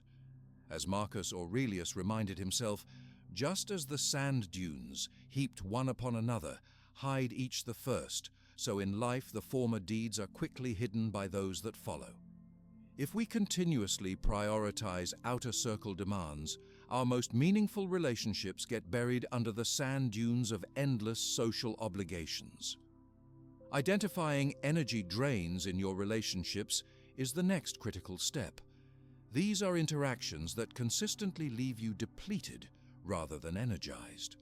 They might be people who contact you only when they need something, conversations that revolve around complaints without solutions, or relationships maintained out of guilt rather than genuine connection. An executive I worked with realized that a weekly lunch with former colleagues had become a significant energy drain. The conversation always devolved into office politics and complaints, leaving him exhausted for hours afterward. When he evaluated this commitment against his concentric circles, he recognized that these people belonged in his middle circle, yet were receiving inner circle energy. By reducing these lunches to once monthly and setting a time limit, he reclaimed valuable energy for relationships that truly mattered to him. The emotional budget technique provides a practical framework for redistributing your energy according to your concentric circles. Just as you budget your finances, consciously allocating specific amounts to different categories, you can budget your emotional energy. Your innermost circle deserves your highest investment, your presence, patience, and peak energy hours. Each subsequent circle receives a progressively smaller allocation. This isn't about coldly calculating your care, but about recognizing reality. Your emotional energy is finite. As Seneca wisely observed, it is not that we have a short time to live, but that we waste a lot of it. By consciously directing your energy according to your true priorities, you waste less of this precious resource. Of course, reallocating your energy will require communicating changes to people accustomed to your unlimited availability. This is where the boundary declaration practice we discussed earlier becomes essential. You might need to inform colleagues that you'll now respond to non-urgent messages within 24 hours rather than immediately. You might tell certain friends that weeknight gatherings no longer work for your schedule. You might inform family members that you need advance notice before visits. The first 2 weeks of implementing these changes are critical. Consistency during this period establishes your new patterns as reliable rather than arbitrary. People adapt surprisingly quickly to clear boundaries when they're maintained consistently. As Marcus Aurelius noted, "If it is not right, do not do it. If it is not true, do not say it." This simple clarity creates respect. There's a fascinating paradox at work in the selective investment strategy. Less interaction often creates deeper connection. When you meet a friend for a focused hour of genuine presence instead of 3 distracted hours while checking your phone, the quality of your connection improves dramatically. When you fully engage with your partner for 30 uninterrupted minutes, rather than being physically present but mentally absent for an entire evening, intimacy deepens. This reflects Epicurus's wisdom. Not what we have, but what we enjoy, constitutes our abundance. It's not the quantity of your social interactions that creates fulfillment, but their quality. By investing more selectively, you create space for depth rather than being spread thin across endless surface-level connections.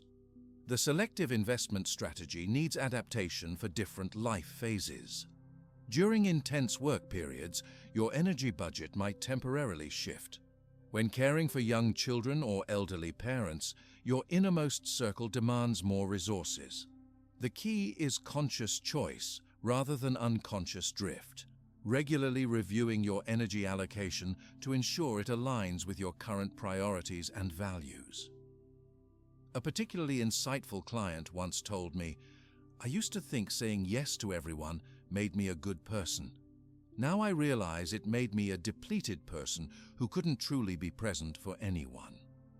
This captures the essence of what Epicurus meant when he said, "It is not he who has too little, but he who desires more, that is poor." When you constantly seek approval through unlimited availability, you create an internal poverty that no amount of external validation can fill. Take a moment right now to redesign your ideal week based on your true priorities. If you were allocating your energy according to your concentric circles, what would change? Which commitments would you reduce or eliminate? Which relationships would receive more of your best energy? Be specific. Identify at least 3 changes you could implement this week. Technology plays a crucial role in protecting your energy for priority relationships. Your smartphone can be either a boundary enforcer or a boundary destroyer. Consider creating different notification settings for different relationship circles. Perhaps only your innermost circle can reach you after 9 in the evening. Maybe work emails don't send alerts during family dinner. These small technological boundaries create space for your most important connections to flourish. As you implement the selective investment strategy, some relationships will naturally evolve or fade. People accustomed to unlimited access may be disappointed by your new boundaries. Some may test those boundaries repeatedly. A few may even distance themselves when they can no longer extract energy on their terms. As Seneca wrote, the loss of a friendship can sometimes be a gain. Relationships that cannot survive your healthy boundaries were likely draining rather than nurturing you. This isn't about coldly calculating human connection, but about honoring its true value. By investing your energy where it matters most, you actually increase your capacity for authentic care. It's similar to pruning a plant. By removing what's draining resources, you enable more vibrant growth where it matters. A teacher I worked with discovered this when she limited her availability to students outside office hours. Initially, she felt guilty, worrying she was being less dedicated. What she found instead was that during her designated availability, she was fully present and energized, providing far better support than when she was constantly accessible but perpetually exhausted. The weekly review practice is essential for maintaining your realigned energy distribution. Spend 20 minutes each weekend reflecting on 3 questions. Where did my best energy go this week? Did my innermost circles receive the investment they deserve? What adjustments do I need to make next week? This simple reflection prevents unconscious drift back toward people-pleasing patterns. Remember that implementing the selective investment strategy isn't selfish, it's sustainable. As flight attendants remind us, you must secure your own oxygen mask before assisting others. By ensuring your innermost circle receives your best energy, you become more capable of meaningful contribution to the wider circles in your life. A particularly powerful question to ask yourself regularly is, am I investing my energy in ways that align with my deepest values? Often, we discover that our automatic patterns of energy distribution reflect social expectations or fears rather than our authentic priorities. The Stoics would recognize this as living according to false impressions rather than truth. As you implement these changes in how you distribute your energy, it's essential to reflect on your journey. During this entire process, you'll maintain what I call a Stoic reflection journal, a powerful practice that research from the University of Texas shows increases behavioral change success by 42%. When you answer 3 specific questions each night, you not only consolidate your learning, but literally rebuild your neural patterns. What are these 3 questions? Let's find out. Those 3 transformative questions for your journal work by creating a structured framework for daily reflection. This isn't about venting randomly or listing events. It's about targeted awareness that reshapes how you respond to social pressure. When Marcus Aurelius wrote what we now know as Meditations, he wasn't creating a philosophical treatise for publication. He was engaging in a private practice of self-examination and reinforcement of principles. Each evening, before sleep, he would review his day's actions and thoughts, measuring them against his ideals. Modern science confirms the power of this ancient practice. Research from the University of Texas shows that structured reflection increases behavioral change success by 42% compared to implementation without reflection. Those few minutes of evening journaling literally rewire your neural pathways, strengthening new behaviors and weakening old patterns. The 3 Stoic reflection questions I recommend for your daily journal are deceptively simple but profoundly effective. First, where did I practice selective kindness rather than automatic niceness today? This question trains your attention to notice your successes, however small. Perhaps you declined a meeting that wasn't essential, or you suggested an alternative to a friend's request that honored both their needs and yours. By documenting these moments, you create evidence that contradicts your fear-based belief that boundaries will lead to disaster.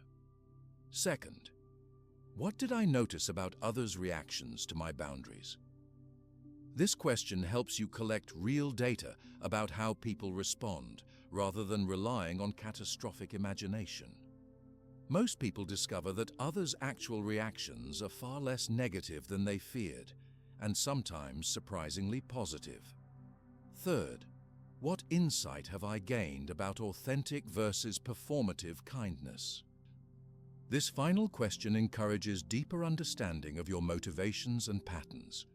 Over time, you'll notice themes emerging, specific triggers for people-pleasing, particular relationships that drain your energy, or situations where maintaining boundaries feels especially challenging.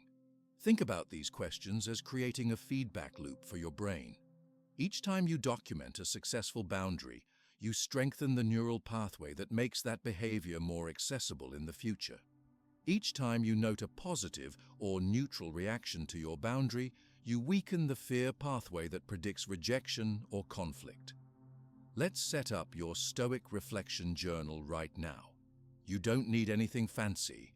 A simple notebook, a notes app on your phone, or even a document on your computer works perfectly. The key is consistency, not presentation. Choose something you'll actually use daily. Now, let's establish your reflection ritual. When exactly will you write in your journal? The Stoics believed in the power of consistent timing. Perhaps you'll write just before bed, or immediately after dinner, or during your evening commute. Whatever time you choose, link it to an existing habit to increase your consistency. As Epictetus advised his students, make it your practice not only to say it, but to do it. I want to share some real examples of how this practice transforms behavior over time. One journal entry from early in someone's boundary journey might look like this. Today I practiced selective kindness when I told my colleague I couldn't stay late to help with their project. Their initial reaction seemed disappointed, but they quickly found another solution. I realized my fear of their response was much worse than the reality. I'm seeing that authentic kindness means being honest about my capacity rather than overcommitting and resenting it later. After several weeks of consistent journaling, entries often evolve to show deeper insights. Today, I noticed how differently I feel when saying no from a place of strength versus fear. When I declined the committee invitation because it doesn't align with my priorities, I felt centered and clear. I'm realizing that my authentic no creates space for my meaningful yes. People seem to respect my boundaries more when I deliver them with calm confidence rather than apologetic hesitation. The review without judgment technique is crucial for effective reflection. You're not grading yourself or criticizing your responses. You're simply observing patterns with curiosity. Notice how often the phrases "I noticed" and "I realized" appear in effective journal entries. This observational stance allows you to gather information without activating your inner critic. Think of yourself as a scientist collecting data about your own behavior and others' responses. This detached curiosity bypasses the shame and self-criticism that often derail personal growth. As Marcus Aurelius wrote, "When jarred unavoidably by circumstances, revert at once to yourself and don't lose the rhythm more than you can help. You'll have a better grasp of harmony if you keep going back to it." Over time, you'll begin to identify trends in your own responses. Perhaps you maintain boundaries easily with colleagues, but struggle with family members. Maybe morning requests meet with confident responses, while evening ones find you more vulnerable to people-pleasing. These patterns aren't random. They're valuable information about your specific boundary challenges. Celebrating small victories is essential to this practice. Each time you document a successful boundary, even something minor like declining an unwanted phone call or requesting time to consider a decision, take a moment to acknowledge your growth. Research in positive psychology shows that recognizing progress, however small, significantly increases motivation and persistence in changing habits. Try this simple celebration practice. After writing about a successful boundary in your journal, place your hand over your heart and silently say, "I honored my needs today."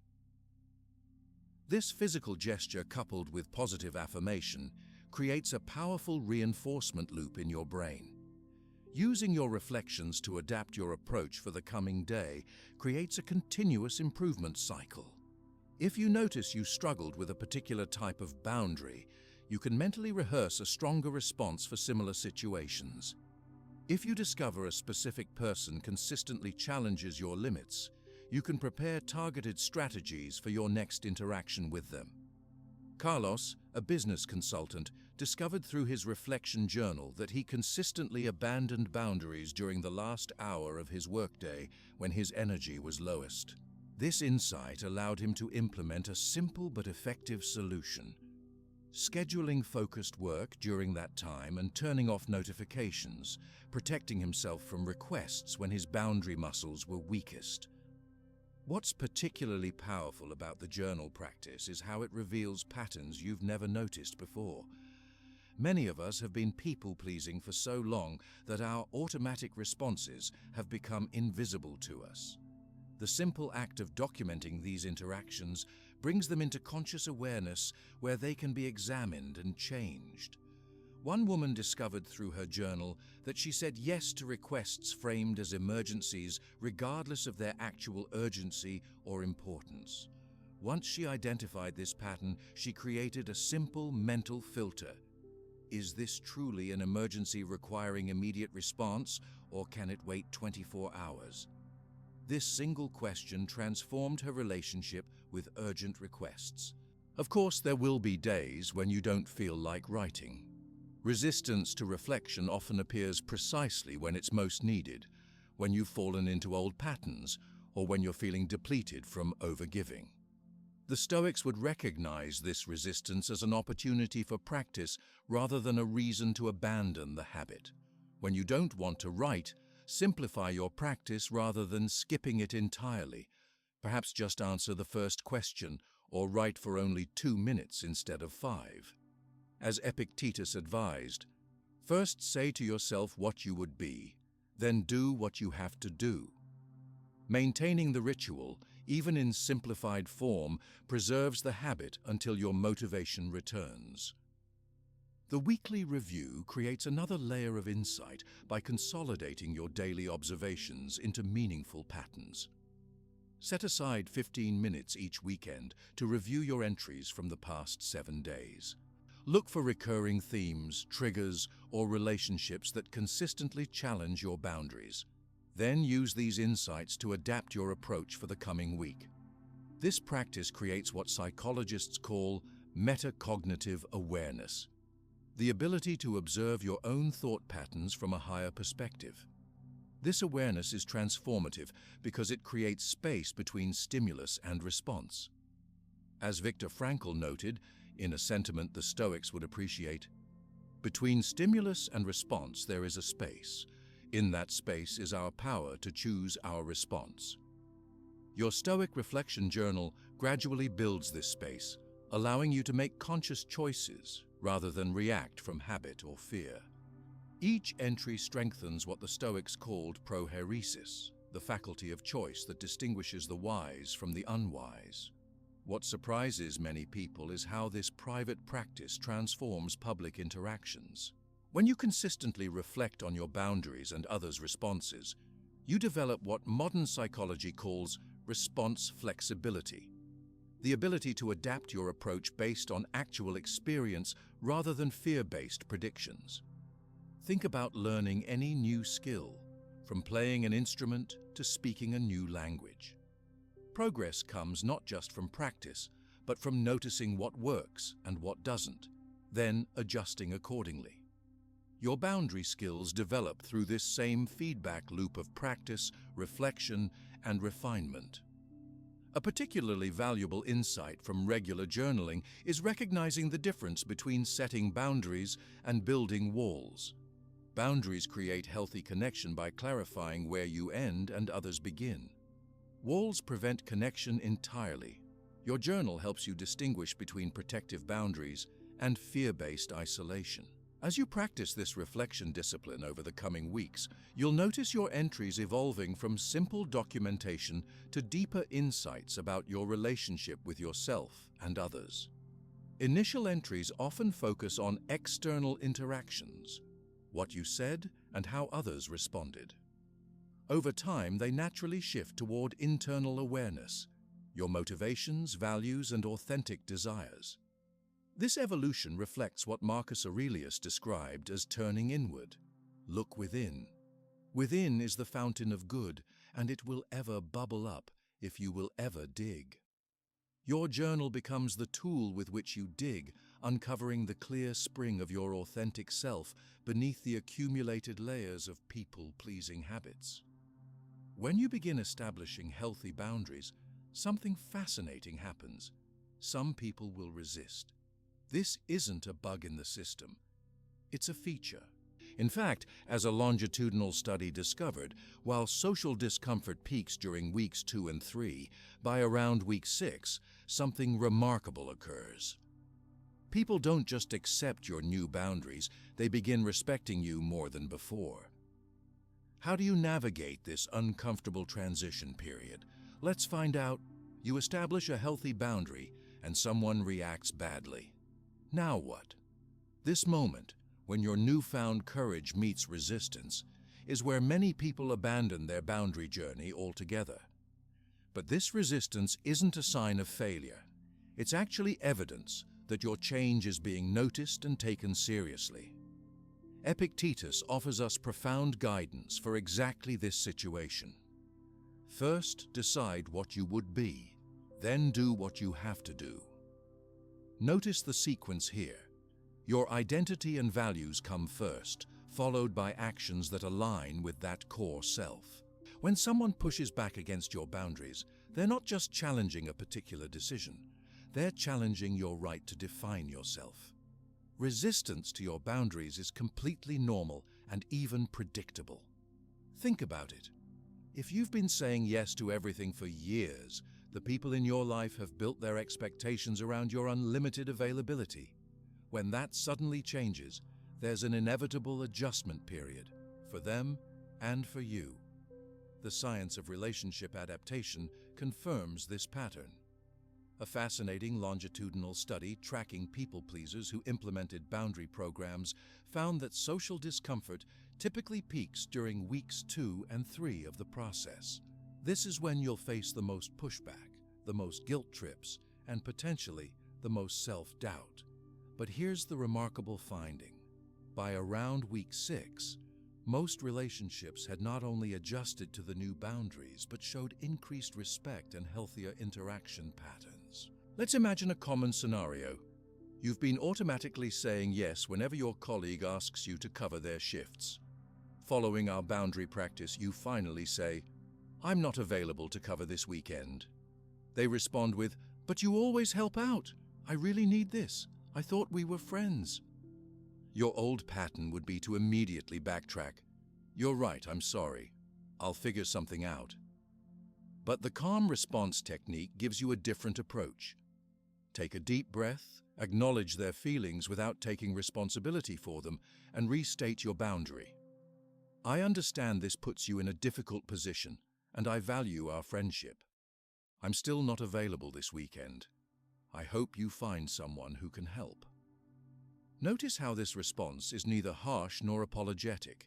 It's clear and calm, acknowledging their perspective while maintaining your position.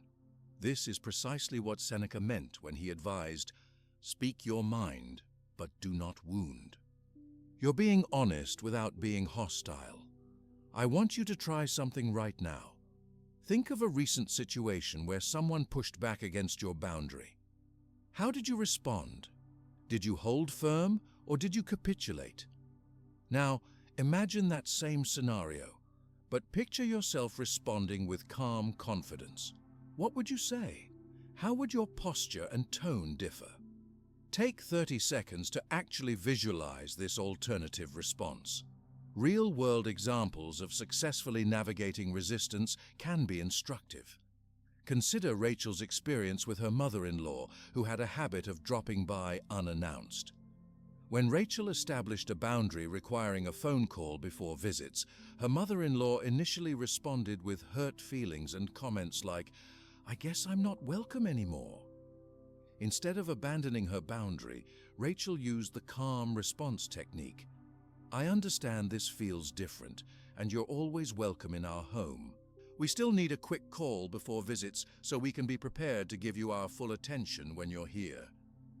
After 3 uncomfortable weeks, something shifted. Not only did her mother-in-law begin calling ahead, but their visits became more pleasant and less stressful for everyone.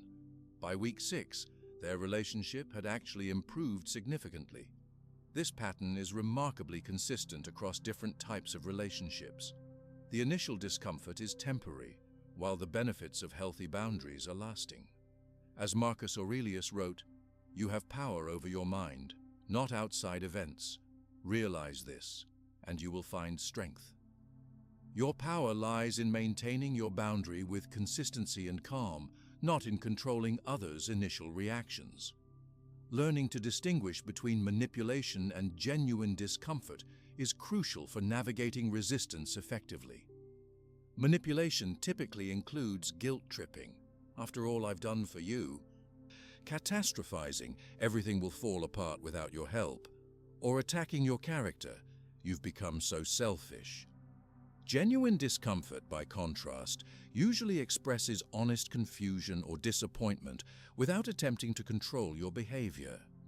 Your response can be similar in both cases, calm, clear, and consistent. But recognizing manipulation helps you avoid being emotionally hooked by it. When you can see manipulative tactics for what they are, they lose their power over you. This brings us to an important question. What about relationships that consistently resist your boundaries, even after a reasonable adjustment period? The Stoics would approach this question with their characteristic pragmatism. As Epictetus taught, some things are within our control and others not. You cannot control whether someone ultimately respects your boundaries. You can only control your response to their resistance. In some cases, relationships may need to be limited or even ended if they cannot accommodate your basic need for respect and autonomy. This isn't failure, it's discernment. As Seneca observed, the loss of what we improperly love brings more relief than pain. Relationships that cannot survive your healthy self-care may have been sources of depletion rather than nourishment. Rebecca's experience with her sister illustrates this principle perfectly.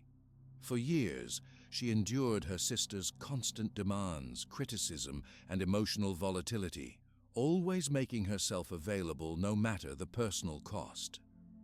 When Rebecca began establishing basic boundaries, limiting calls to certain hours, declining to discuss certain topics, ending conversations when they became abusive, her sister's resistance was intense and persistent. "For the first month, it was really hard," Rebecca shared. "She accused me of abandoning her, of being selfish, even of having some kind of mental breakdown because I wasn't behaving normally, which just meant I wasn't letting her walk all over me anymore." Rather than giving up, Rebecca prepared for what I call boundary tests. The predictable escalations that occur when someone checks whether you're truly committed to your new limits. She anticipated that her sister might create emergencies, intensify criticism, or recruit other family members to pressure her. By mentally rehearsing her responses to these scenarios, Rebecca was able to maintain her boundaries despite significant pressure. The remarkable outcome?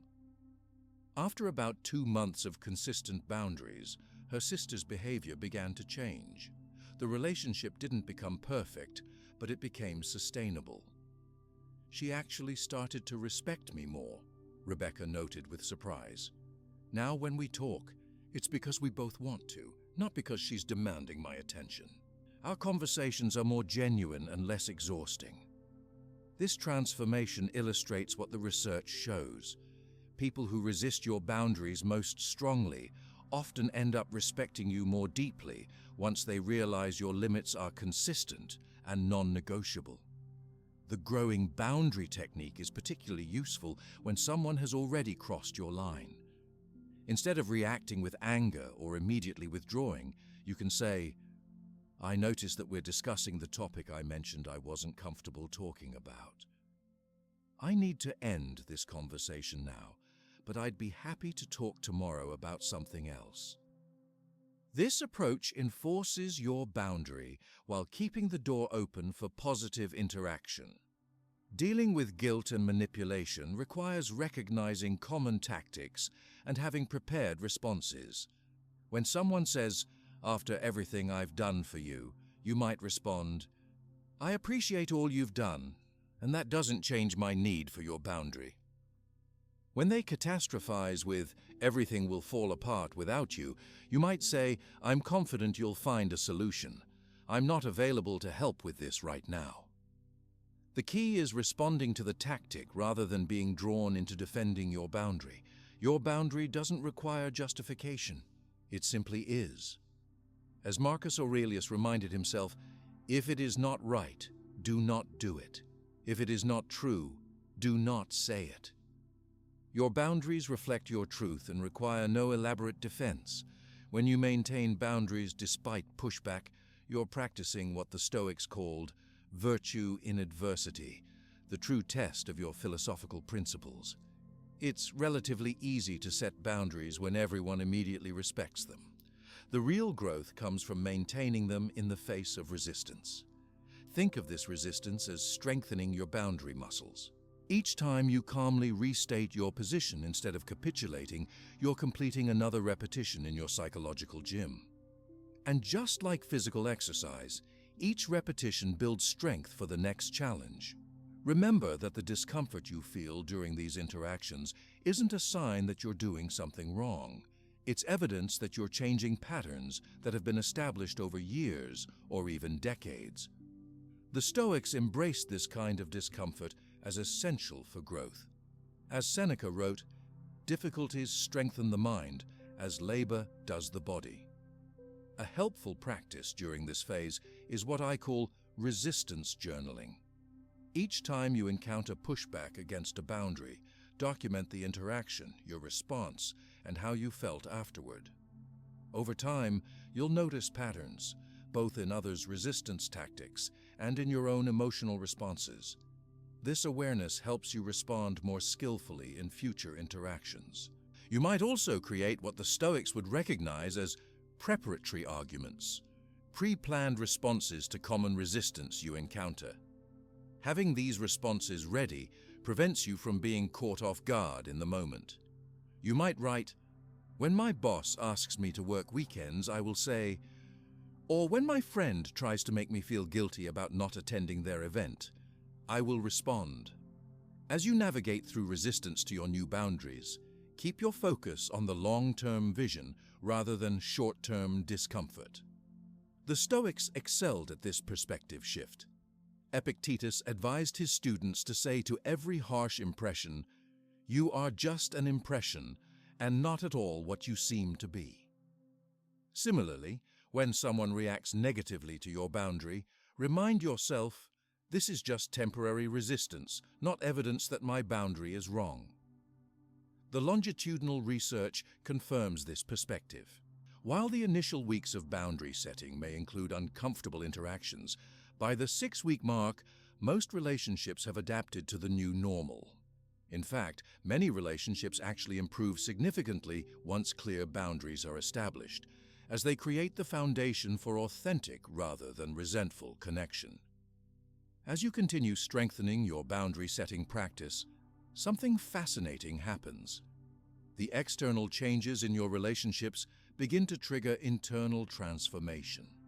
Beyond the 30-day mark of consistent practice, you'll experience what I call the positive cascade effect, a phenomenon researchers discovered in people who implemented Stoic-inspired boundary practices.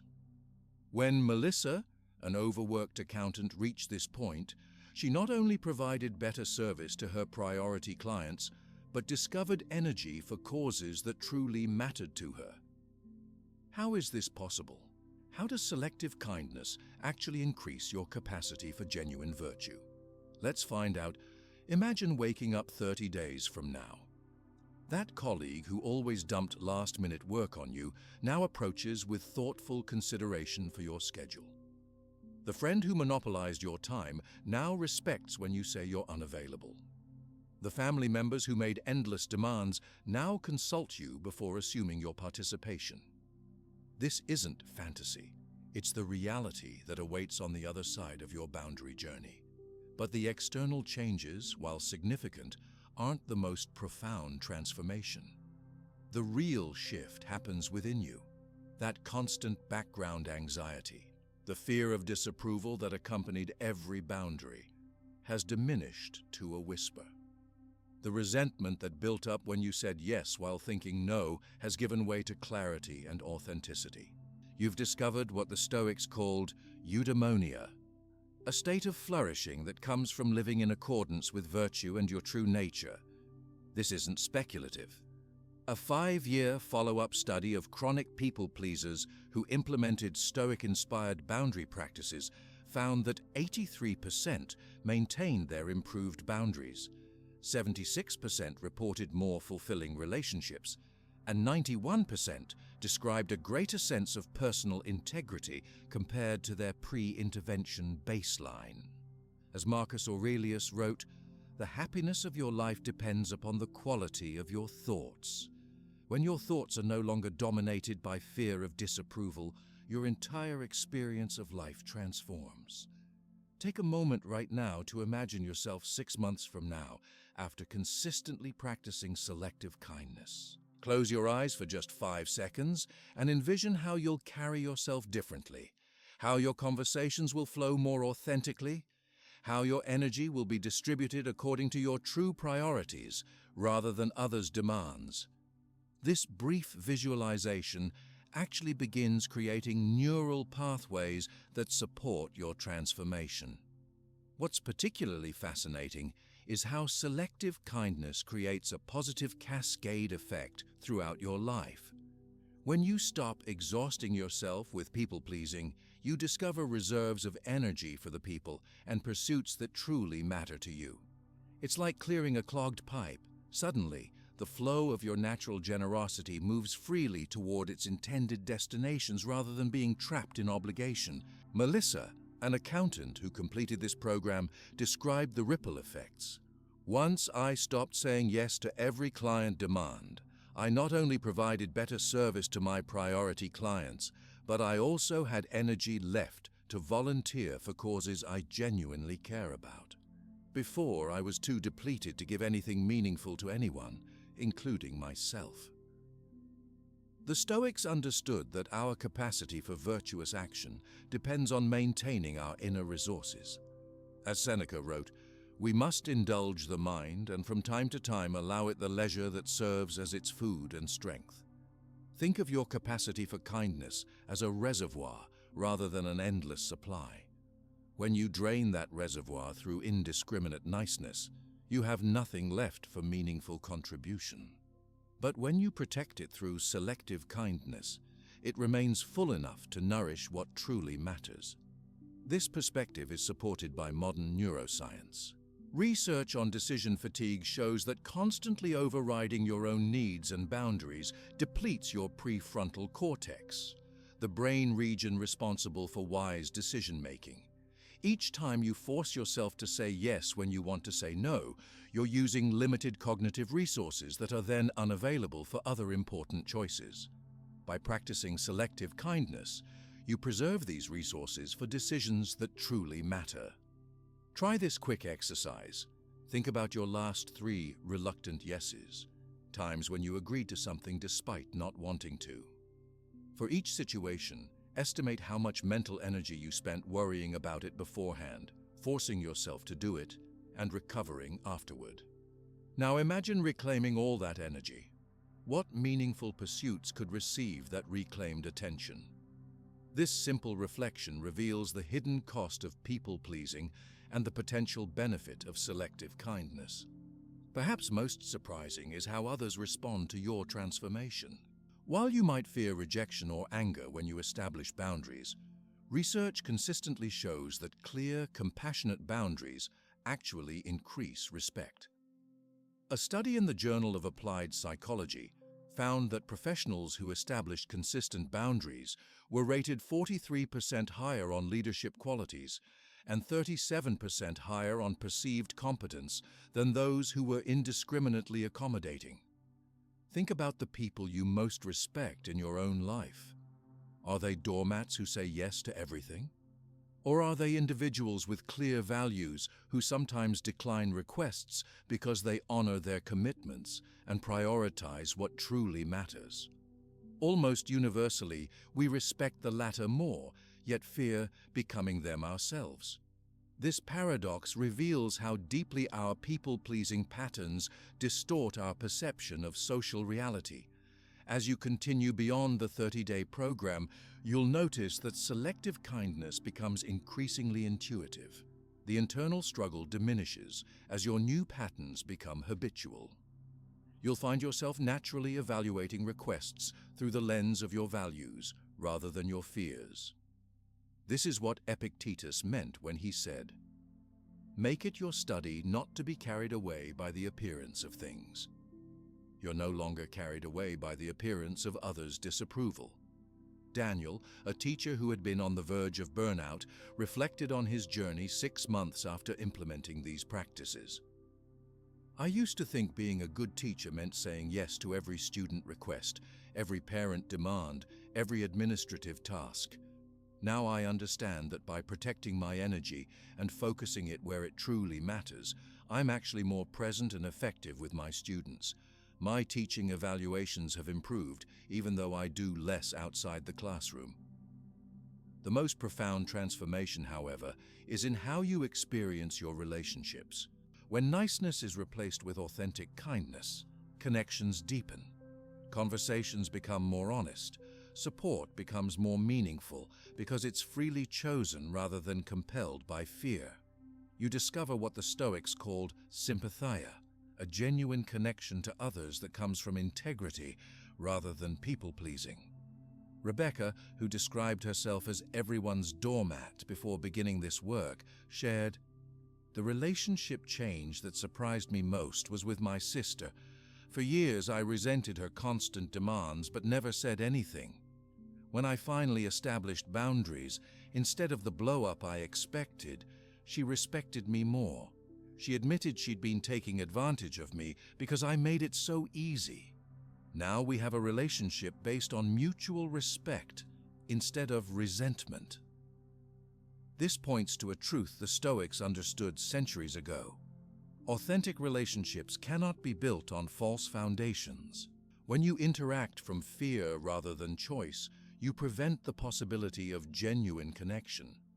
As Marcus Aurelius wrote, "The object of life is not to be on the side of the majority, but to escape finding oneself in the ranks of the insane."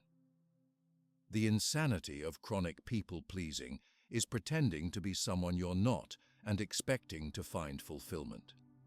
Let me ask you something right now. In which of your relationships do you feel most authentically yourself? Where can you express disagreement, set limits, or decline requests without fear? These relationships likely give you energy rather than depleting you. They're models for what becomes possible in all your connections when you practice selective kindness. As you continue practicing selective kindness, you'll discover that it becomes not just a set of techniques, but a philosophy of living. You'll find yourself naturally aligning with the Stoic ideal of living according to nature, your authentic nature, rather than social expectations. The gap between who you are and how you present yourself to the world narrows until eventually there is no gap at all. This integrity is profoundly liberating. The most beautiful aspect of this transformation is how it allows you to be truly present with those who matter most. When you're not depleted by indiscriminate niceness, you have the emotional resources to be deeply kind where it counts. As Seneca observed, "It is not that we have a short time to live, but that we waste a lot of it."